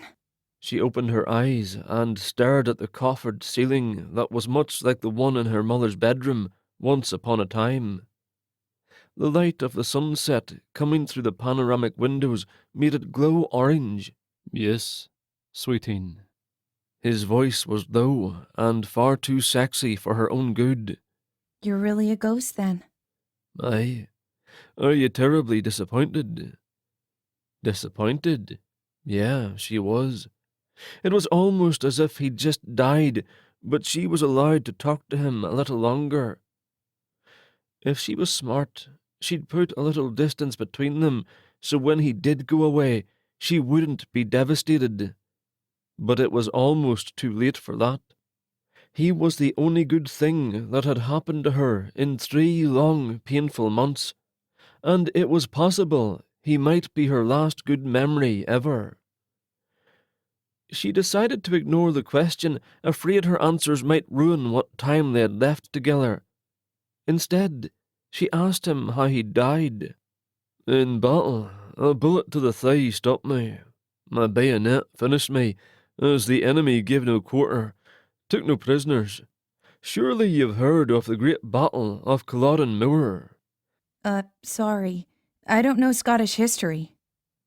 And whatever St. Clair might have tried to teach her, she'd ignored. He sounded pretty disappointed himself.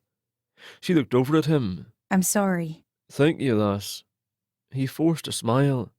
"But it was long ago. The pain was forgotten."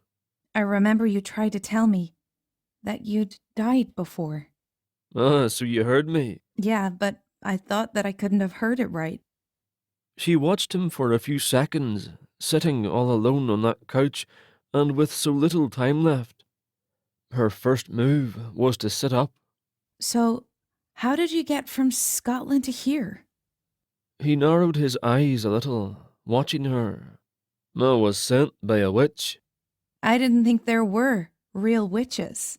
She stood up and looked around the room like she was bored. He sat back and folded his arms. "Look, aye, there are witches aplenty in Scotland, even today." She swung a foot and stepped to the end of his couch to look at the statue on the end table. Why did she send you here? He shook his head. "A story too long to tell now. I have no idea how much time I've left, lass. I could go at any moment. If you mean to kiss me, you'd best get to it, aye." She thought about denying it, but his smile had her unravelling at record speed. A second later, she was sitting on his lap, wrapping her arms around his neck and hugging him tight. "What? No kiss, then?" he asked over her shoulder. She pulled back. His eyes sparkled with amusement. She tried not to look at his lips. I don't know. Maybe I can weigh you down. And if you start to fade, I can grab you and keep them from taking you. He laughed, and when the laughter died, he was stone sober. My sweet Harper, I cannot stay. I've already bargained away everything to stay with ye until I could see ye safe. I understand. I mean, it's not like... She found it hard to finish her sentence with his lips pressed against hers, warm, firm, and determined. But he was right not to let her waste any more time talking about stupid stuff. When the kiss ended, she opened her eyes and grinned. What is it, lass? You're still here. Oh, aye, would you look at that? She leaned in and kissed him again. No way could he be a ghost and be so warm and solid against her, and no ghost could make her feel so alive. After a minute, she needed to catch her breath and get a grip. Thank you for saving me from the train. She said in a rush. And at the library. I'm sorry I thought you were with Bart, and he shot you. I'm so sorry you got shot, but I'm glad you weren't hurt. He lifted his shoulder briefly, and with it, one of her arms. Again, she couldn't imagine someone so solid turning into something intangible, but he already had, if only for a few seconds. He really was going to disappear on her. It was like Culloden. A bullet stopped me, but this time a lass saved me from being finished off, he sighed. 'Twould be a grand way to rewrite my own history. She glanced at the window. The sunset was growing dimmer. She had to talk fast. I'm sorry I tried to lock you out of the truck. It's just, I thought I'd rather never see you again than see you get killed trying to help me, and Harper. I'm just glad you were here, that's all. I mean, I wasn't alone anymore. And it was great not being alone anymore. Hush, lass. The moon has yet to rise. No need to rush anything. He took her face in his hands and lowered his brow. I want you to have faith in Ewan McFarland. He will keep you safe until St. Clair is no longer a threat. He has given his pledge, aye. She nodded just so she could feel the strength of his hands rubbing against her cheeks. If only we'd met in another time, my sweet. She smiled. Yeah, in Scotland. Aye, I'd have done anything for a lass so brave as ye. And I'd have persuaded you not to go off to war that day. He made a guttural sound. If only. McLean, Ewan called from the adjoining office. It looks like trouble. Chapter 17. The hairs rose on the back of Lachlan's neck. The sounds of the city below seemed normal enough, but there was a rapid succession of thumps, as if many car doors had closed. What is it? She whispered, her mouth only a few inches from his, and he couldn't help himself. It might be his last chance. So he leaned forward and indulged himself, like moss drinking greedily of the spring rain. Yes, he thought, just the taste of her was worth giving up his revenge. Sonny had been right to put an end to it all. The double doors swung wide, and Ewan stood in the opening with a gun in his hand. They probably found you through the cab company. My people won't be here for another half-hour at least. I'll try to hold off St. Clair until then. He tucked his gun behind his back. I've also called the police, so I want you two to hide. There was an officer here earlier, but his car is gone, and Salt Lake's finest may not get here soon enough either. He strode quickly to the bathroom door, pushed it open, and pointed to the ceiling inside. There's a drop ceiling. I'm not sure if you can get up there or not, but at least lock yourselves inside if you can't figure out something better. He hurried back through the doors. Just before he pulled them closed, he looked at Harper. I'm sorry I didn't take the threat more seriously. I could have had some men here. As it turned out, the panels in the bathroom ceiling were nothing but foam. There was no miraculous air shaft or vent to climb into. This is ridiculous. Ewan has a gun, but that won't stop Bart. We know that. And a witness or two hasn't seemed to bother him all day. She started for the double doors, shaking her head. I can't allow these people get hurt for me either. Lachlan took her hand and kept her from reaching the knob. Dinna go, lass. Give McFarlane a chance. Perhaps he'll convince them we've already gone, aye? I can't risk that. Not if Bart comes in shooting. All right then. And to her surprise, he opened the doors for her without argument. Together they walked into Ewan's office, and Lachlan gave a helpless shrug. She wants no one to end up as a ghost this day. Ewan frowned, but nodded. Millie, you stay here. And together the three of them stepped into the outer office. He and Ewan stood together facing the large oak door, and gave Harper only a few inches to see between them. But the lass didn't complain, for which he was grateful. The door opened wide. Bart gave them a sneer, then stepped back to let another man enter ahead of him. A man in a dull black suit and artificially blonde hair. St. Clair. Hello. The man's lips stretched into a sly smile. I've come to collect my stepdaughter. He tipped his head to the side and looked Lachlan over. You must be the Scot she dragged into her little tantrum. Tell me your name. No. Harper pushed her way between him and Ewan. You don't get to talk to him, do you understand?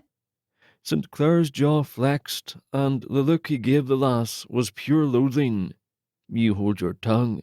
You're in enough trouble. Shut up, Robert. We all know what you're capable of, but I won't allow you to hurt these people. I'll come along with you willingly, but only if you'll keep quiet and get back in the car. St. Clair simply breathed at the brave lass for a moment, probably trying to decide how important her cooperation was to him. Go! She barked, and the man flinched. The look in his eye promised she'd pay for embarrassing him. You know, Ewan began, then nodded to Lachlan. I think we should all sit down and work things out. What do you say, St. Clair? That's a Scottish name, too. Maybe the three of us have more in common than we might think. The man was trying to stall until reinforcements arrived. Aiding him in that regard was the least Lachlan could do. Aye, and let's not be rude, Harper. The man asked my name. 'Tis the least I can do to introduce myself. Harper turned and gave him a warning look, then shook her head at St. Clair. Don't listen to him, Daddy dearest. They're only trying to stall you until the police get here. Let's go. He felt like a battering ram had struck his middle. He was that surprised by her betrayal. But when he considered the last long look of regret in her eyes as she stepped into the hallway, he realized she was still just trying to protect them all. Had she no faith in anyone being able to help her? The party turned a corner, and he finally risked speaking. Ewan, I'm going after the lass. Have ye another weapon? I don't, he said. He pulled his gun from behind his back and pointed it skyward. Lachlan worried the man wasn't thinking clearly. What are ye about? You ken you may lose your profession if you kill a man. Ewan smiled. I thought I'd show a little faith, and besides, I have a pledge to keep. Well then, come fight alongside me, McFarland. Chapter 18. Being a martyr is overrated. Harper tried to tell herself over and over again that she was taking one for the team, that the rest of them were safe. Well, except for Lachlan, who'd never been safe in the first place. But it didn't help her calm down. She was scared to death. When she stepped outside, surrounded by the small party of goons, her attention first went to the parking stall where the cop had been. Too bad he hadn't stuck around a while longer. Next, she gave the sunset a nice glare. There was little more than some red clouds left above the great salt lake, and a very distant glow of yellow over Nevada. She paused and searched the darkening blue for the moon, but there were only stars trying to turn up their intensity so they could be seen. If the moon wasn't up yet, there was still time, only she wouldn't be around to enjoy it. She remembered the conversation inside the coal truck. Lachlan had been so excited by the idea of haunting her so he could be with her until July, and now she realized he hadn't been kidding. Haunt me, Lachlan McLean. I dare you.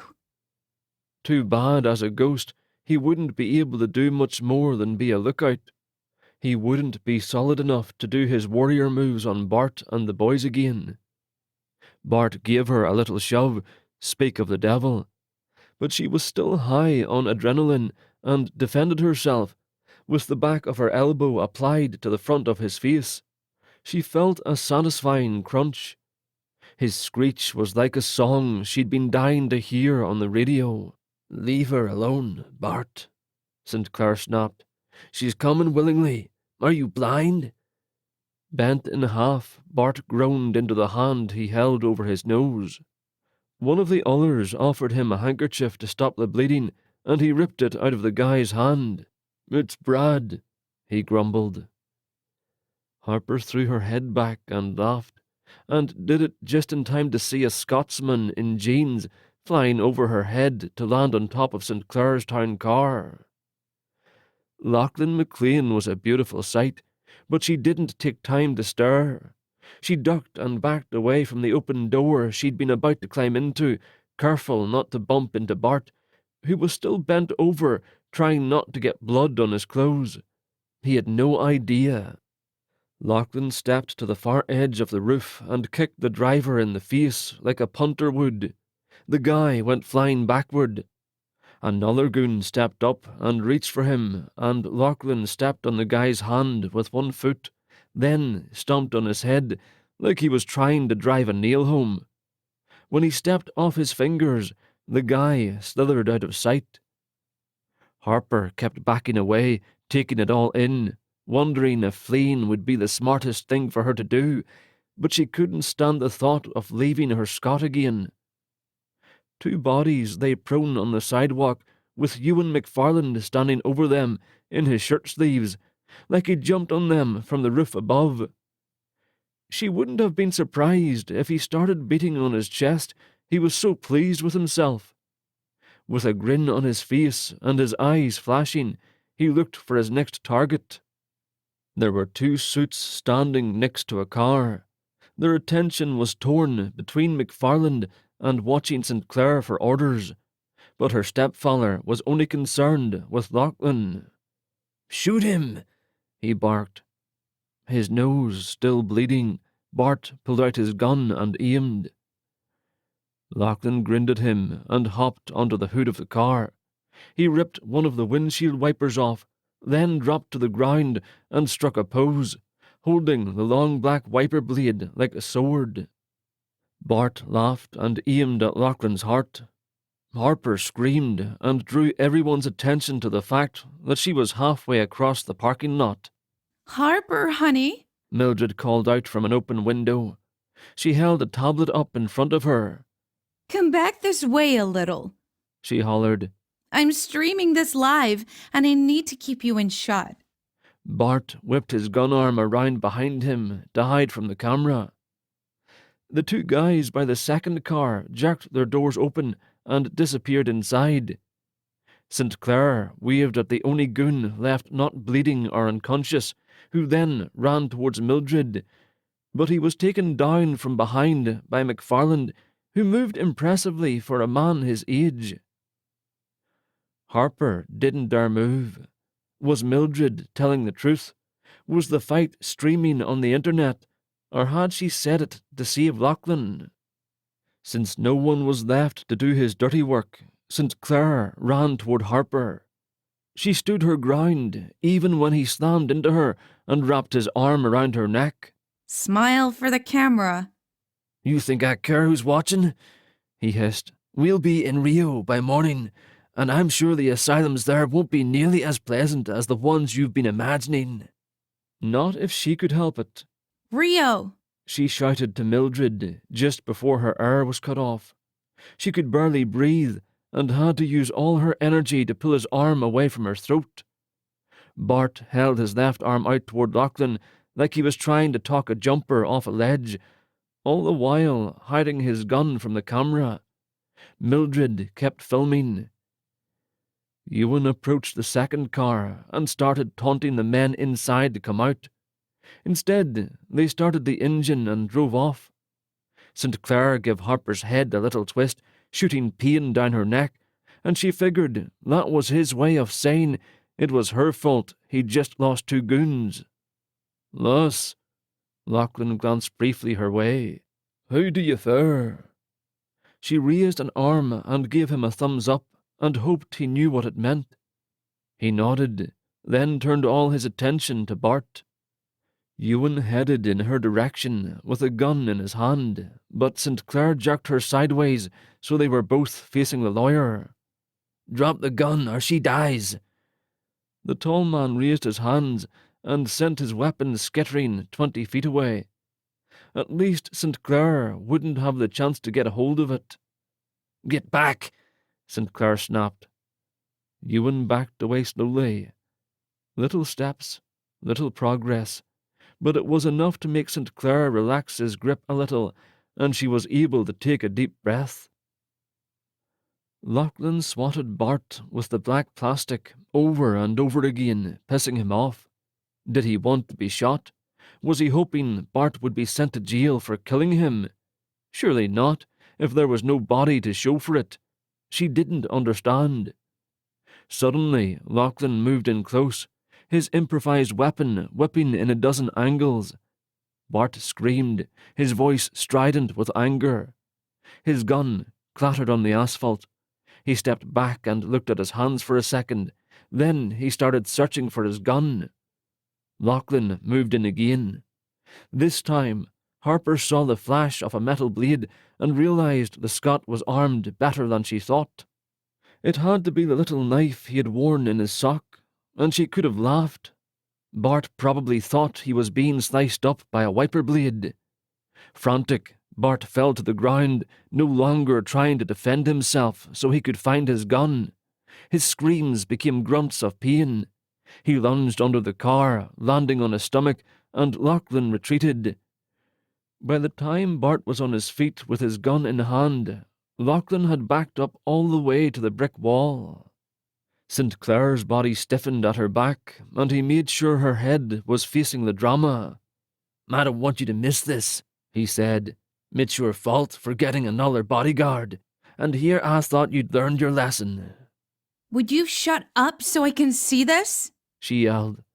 If bullets bounced off Lachlan like they did off vampires, she wanted to see the look on Bart's face when he realized his opponent was unstoppable. And if the moon came out and turned Lachlan back into a spirit, she wanted to be able to tell him goodbye before he faded. Lachlan raised a hand, then dropped it quickly. His knife flew so fast she lost track of it.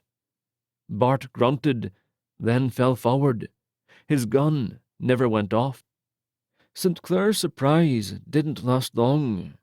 He produced a gun she hadn't realized he had and aimed it at Ewan. "Back inside," he said calmly. "I'll shoot all of you if I must." He turned and aimed at the window where Millie stood. Harper struck his arm just as the gun went off. The bullet hit the brick. Lachlan walked straight for them, his chin lowered, his eyes narrow. St. Clair had to give up his hold around her neck in order to pin her arms down. While he wrestled with her, he had to use the gun hand, but when the Scot was still 5 feet away, the monster was able to aim again. The weapon fired, and her heart jumped. The sound matched perfectly with the fear exploding in her chest, and all for a guy who was already dead. Lachlan went down on one knee, but unlike the shot he took in the hallway a lifetime ago, he wavered like he was going down. His hair fell forward, and she couldn't see his face. Had he lost his invincibility when the sun went down? Lachlan! Tears poured down her face. Her body cramped from the pain she imagined he suffered. Ewan moved cautiously toward Lachlan, his hands held out to his sides and empty. In the distance, sirens began, multiplied, and grew louder. Suddenly, the heavy point of the gun pushed against the base of her skull. "Hold it," St. Clair said, and Ewan halted. "You either let us leave now, or she dies. If I can't take her with me, I'm certainly not going to let her live." Ewan held up one hand, reached into his pocket, and produced a set of keys. "The Lexus, there." He pointed the keys at a silver SUV in the corner, unencumbered by bodies, and pushed a button. The lights flashed, and the alarm began to squawk. Lachlan rose up before her with a roar, like something fierce rising from the sea. She had no time to turn or duck, but St. Clair never had a chance to pull the trigger. Lachlan's body pushed her to the right, and by the time his feet landed on the blacktop, it was over. The gun fell from St. Clair's open hand. He hit his knees first, his surprise focused on nothing before falling forward. The end of a wiper blade protruded out of his neck on one side. The handle of a small black knife stuck out the other.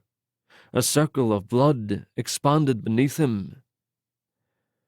The car alarm honked in a steady rhythm, a heartbeat that continued while St. Clair's was slowing to a stop. Lachlan gathered her in his arms to shield her from the sight while he moved her away from the body, but it was a sight she could never unsee. She was struck by the irony. With all those intricate weapons her stepfather fawned over and hung on his walls, he would probably be humiliated to know that he'd been taken out by a short little knife and a piece of plastic. Chapter 19. Lachlan pulled Harper close and tried to still her shaking. With an unsteady hand, Ewan pressed his key and the car alarm ceased. "It is normal to quake after a battle is done," he said to her and Ewan both. "All the horror of what you were forced to do, what you chose to do, and the violence aimed at your person gathers together and tries to fit inside your heart all at once." Ewan nodded down the hill. Red and blue lights flashed and headed their way. Then, all at once, they froze. The world was suddenly silent in the absence of sirens.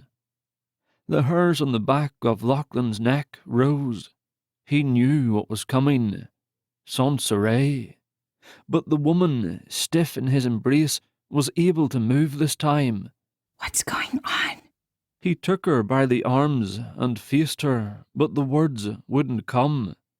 Then his attention was caught by a slender wisp of green mist slithering across the car park, and his heart jumped up into his throat. "'Tis time. 'Tis over. All over." He watched to see if Harper noticed the mist. When she took a step away from it, he knew that this visit from his wee witch would be different. Perhaps she meant to allow him to say goodbye properly. His instincts told him to shield his lass from all he could, so he moved her between himself and the immobile form of Ewan McFarland. Dread and adrenaline roared in his veins, as it had the morning of the battle. But there was a difference. At Culloden, he'd been anxious to get started, anxious to know the outcome. But standing there, knowing that warmth at his back would soon be gone, that he'd never pull those shoulders to him again, made him anxious to draw out the next moments and make them last a lifetime. The mist began to build, like the tendrils that stalked across the moor as often as the sun rose, like the beginnings of that fire Sonny lit on the solstice. There was no mistaking the Muir mist now. His heart cried out and began breaking at the seams, and suddenly he wasn't brave enough to look at Harper's face and say goodbye. What is that? Harper's plaintive voice quivered. Poor lass must be so weary of surprises. Fear not, sweeting. 'Tis just my wee witch then, come to call.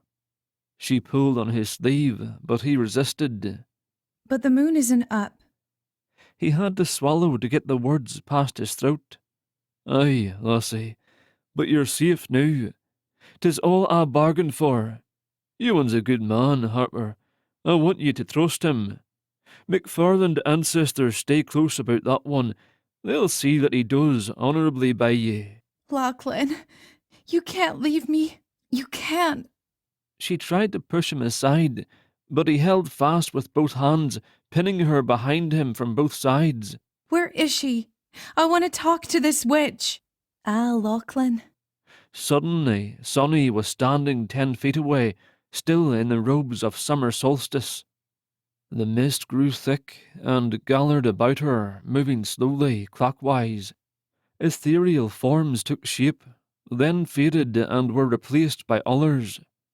He wished he could spare Harper from the sight of something so unearthly, but she would have to be blind not to see it. The lass is safe then? Sonny nodded over his shoulder, then waved. Her wide sleeve fell back to her elbow. Her smile fled, and she hurried to cover her arm again, but Lachlan had gotten a good look at it. There was something wrong there. What ails ye, Sonny? The witch lass rolled her eyes. Nothing. I promise. I'll be good as new in a few days, I swear it. Lachlan wondered if his friend had just lied to him for the first time, but he would be able to speak with her later, after they were far away from Salt Lake City and the brave young woman at his back. Sonny exhaled sharply. Now, she wants to speak to me, Lachlan. Step aside. She waved her hand, careful to hold her sleeve against her arm. He hesitated.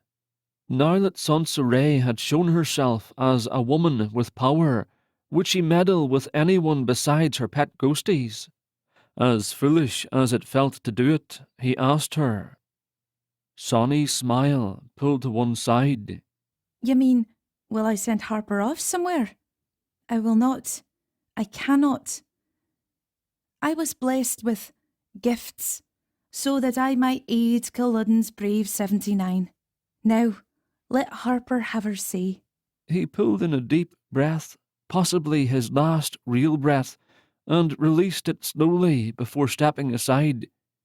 He still couldn't bear to look at Harper, so he kept his eyes on Sonny and put his hands behind his back, grateful to stand beside his lass a moment or two longer. Harper. Sonny bore herself as someone much older than the 16-year-old he knew her to be. Like a queen, in fact. The lass stepped out from behind him.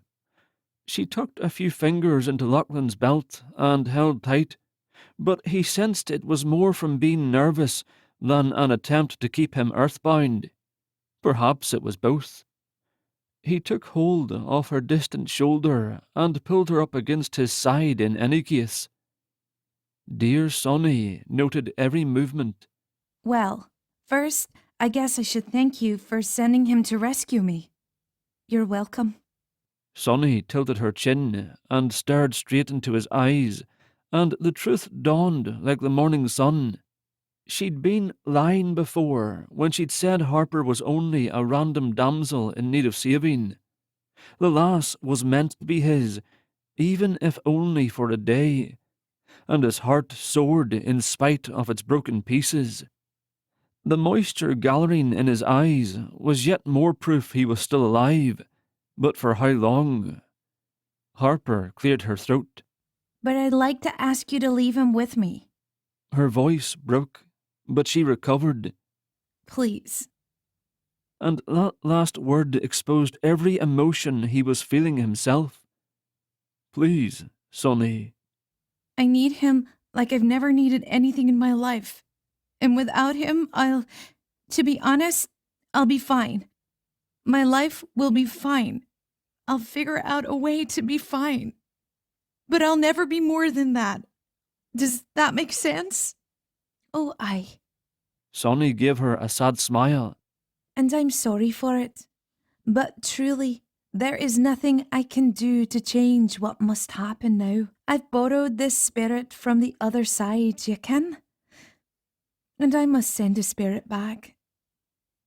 Harper jumped forward out of his embrace. Then take me. He tried to pull her back, but she shrugged him off. She doesn't understand, Sonny. I do understand. Take me. She turned to face him, then back towards Sonny. Don't you see? Letting you die again would be like standing by and letting them kill Milton all over again. I just can't. She turned back to Sonny and realized she was standing inside the misty circle of green, but she didn't panic. Instead, she repeated herself. Take me instead. Lachlan tried to reach her, but the mist was a barrier he was unable to cross. Sonseray, do it and I shall never forgive ye. I will hound ye to hell, I will. Hush, Lachlan. Sonny grinned. I'll not be taking the lass anywhere. The mist fell like a weak cloud washed into the ground by a heavy rain. The glow of green disappeared, and seeing the barrier gone, Lachlan tried to reach Harper again. But something unseen remained, something he couldn't get past. Uh-oh. Sonny bit her lip. Lachlan spread his feet to keep his balance in a windstorm that came out of nowhere. When the air settled, a man dressed in modern clothing stood face to face with Sonny and far too close to Harper for Lachlan's peace of mind. Lachlan stepped around the group so he could see their faces and force Harper to look at him. Hopefully, he could lure her away from the others. Ye give your word, Sonseray. The man's outrage sliced through the air like a lion's roar. The wee witch dared to smile up at him. And I have not broken it, uncle. You must have hinted at it, he said, though the anger was receding as quickly as the windstorm had. Else how would she have known what was required? I tell you, uncle, the woman seemed earnest. You cannot take her, Lachlan bellowed. Give her over. Sonny's uncle turned and glared. Ye and your Highland friends. Uncle Wickham, you gave your word as well. The man seethed for a moment, then inclined his head to Lachlan as if begrudgingly granting him some sort of forgiveness. He turned back to the witch. Aye, I have given ye much, our Sonseray, and I wish I could take it all back. He reached out and patted her cheek. Yes, uncle. The man sighed loudly and vanished. Lachlan didn't understand their argument, but he wasted no time. He hurried to Harper, thankful nothing stopped him, and pulled her back, expecting the green mist to return at any second and separate them again. He smiled into her tear-stained face, but had no words to thank her for the sacrifice she'd tried to make. So he thanked her with a tender kiss. If Sonny hadn't shuffled her feet behind him, he could have gone on kissing Harper for a good 200 years at least. But alas, it was time to pay the piper. I hope, sweeting, that someone worthy makes you take back your words, that he makes your life much more than fine. Her eyes flashed in Sonny's direction and back again. Just ignore her, Lachlan. Maybe she'll go away. Come on, my bonny laddie, The witch called. Come and bid me a proper farewell, aye? He spun on his boot heel and kept Harper behind him. Nay, Sonny, I care not what she offered. I will not allow ye to take her in my stead. Do ye hear? Call your uncle back if needs be. Sonny rolled her eyes. I won't be taking your woman, Lachlan. Are you daft? Did you pay no attention what happened here? She huffed out her breath. She stays. You, Lachlan McLean, are to be left here to live or perish how you will. The lass has bought you another mortal life, with her willingness to sacrifice all. What? Harper jumped out from behind him in her excitement. He gets to stay? He gets to stay. And to him, Sonny said, I've got others to see, Lachlan. Give us a kiss. He hurried to her and took her wee hands in his. How have ye accomplished such a thing, Sonseray? Have ye sold your soul? Posh, go on with ye. The power of Clan Muir, no mere trifle. What need have we for devils? And your arm? Mind your business. She slapped him lightly on the shoulder. And the others, will they be as fortunate as I? Her smile turned sad. It is too soon to ken. You're fortunate, as you say. He leaned down and kissed her cheek. Thank you, lass. I get the sense your uncle doesna believe the 79 of us are worth whatever sacrifice you've made for us, but I thank ye just the same. He leaned close to her ear. And thank ye for Harper. Oh? She pulled back all wide eyes and innocence. I'm not fate, Lachlan. She released his hands and stepped back. Her form began to fade, and just before she was gone altogether, she giggled. But I may know her. Chapter 20. Red, white, and blue lights flashed across the Scot's t-shirt, and he turned to grin at Harper. When he opened his arms, she was happy to run and jump into them like a teenage cheerleader. They were too busy grinning into each other's faces to worry about the police cars tearing into the parking lot. I'll take good care of you, Lachlan, I promise. You won't regret staying. Oh, lass, why would I regret staying? I've my life back and a beautiful woman to share it with. It's fine compensation. Fine indeed. He slowly lowered her to the ground, and she realised he was shaking like a leaf. Are you all right? Aye, I'm fine, lass, he said loudly as he got down on his knees and put his hands above his head as he was ordered to do. Ewan was on his knees too, smiling at the poor police officer who was being harangued by Millie, who insisted he watch the footage right away so her boss, the attorney, could get off his knees. A cop came up to her. Are you Harper Ryan from the Amber Alert? She nodded, then waved for him to get out of her face. Eventually, she had to get down on her knees as well in order to talk to her own personal Scot. Are you sure you're okay? You're shaking. Trembling, lass. Apparently, there are a great many things trying to get inside my heart at the same time. He was hauled to his feet, and another cop tried to keep her from following him. Well, I hope I'm one of them, she shouted. An officer pressed on Lachlan's head to help him fit into the back seat of the squad car. Before the door closed, the charmer shouted, Oh, lass, you're all of them. Epilogue. Harper waited in the car that Ewan McFarland had co-signed on, just until she got access to her trust fund in July. The car sat around the corner, but within view of a yellow 2-story Victorian house where her Highlander, Lachlan, was breaking and entering. Calling the guy her Highlander felt much more comfortable than calling him her boyfriend or her fiancé, though he was technically both of those. It was just too hard to explain that she'd gone from all alone to never alone again in the span of a week. And in her mind, she kept arguing with her mother, who'd been gone for 3 months, but was still the voice of her conscience. He's not too old, Mother. If I want to marry a guy in his 30s, I'll marry a guy in his 30s.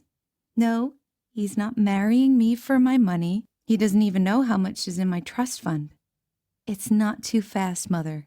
I feel like I've known him forever. And he turns my knees to jelly every time he looks at me. Just thinking about how he looked at her turned her knees to jelly, and him, hundreds of yards away, rifling around someone's attic in the dark. And the parts she would never have told her mother. He's just been made mortal again. He needs me. But Lachlan didn't just need her. He loved her. She didn't know how she could be so sure of it, but she was, and she was just as sure she loved him.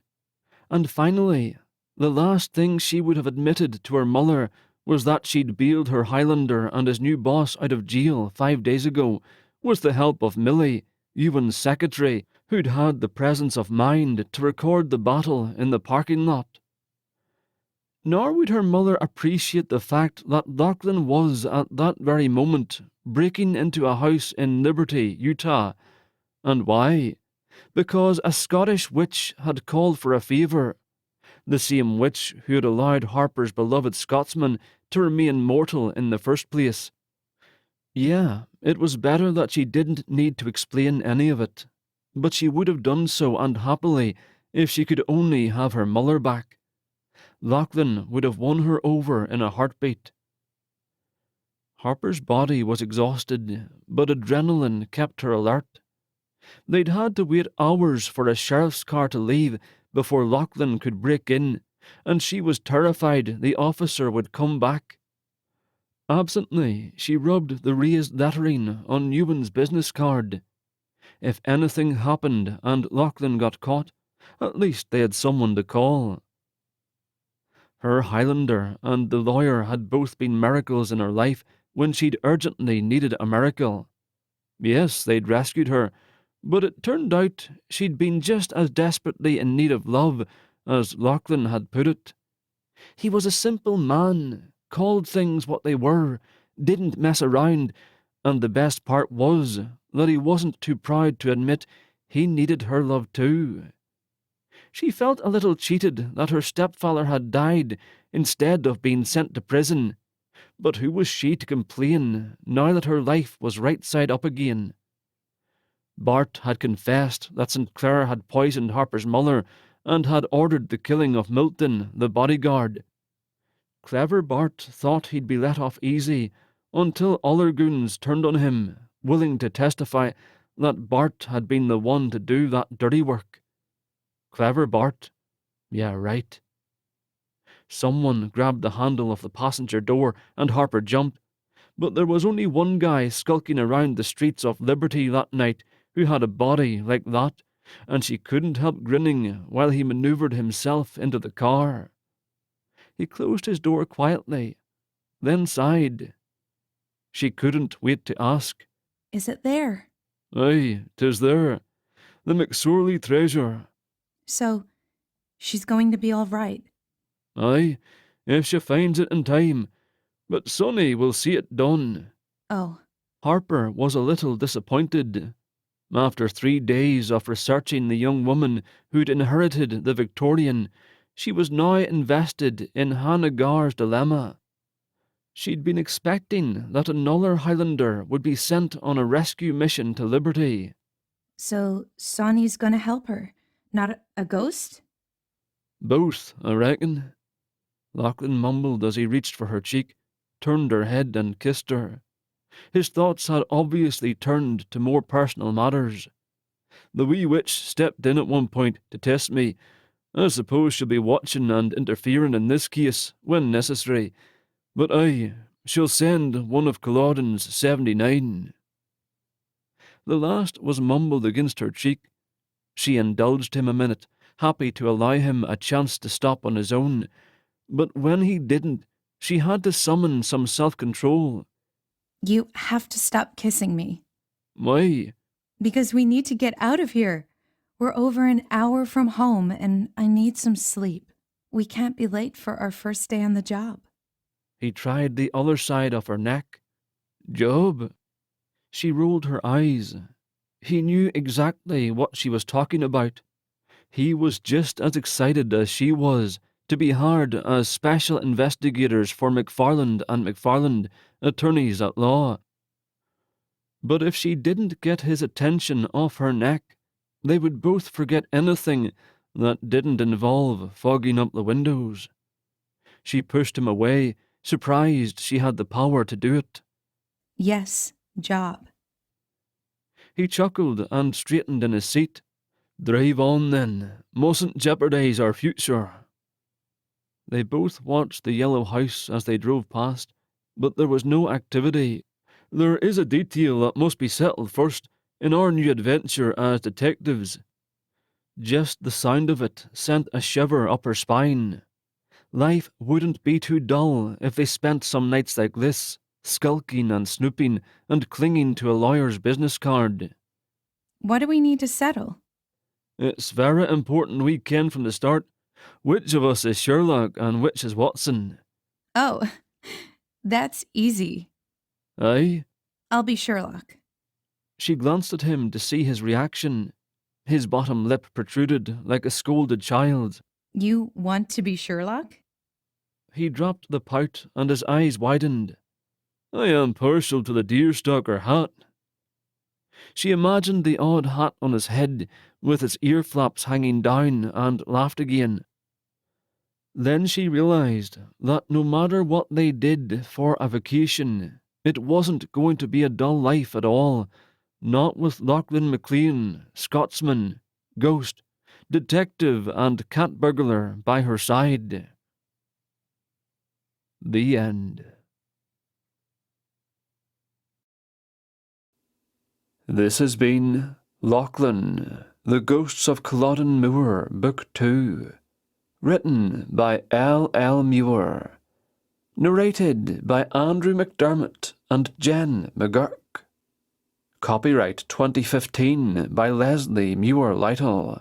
Production copyright by Leslie Muir Lytle.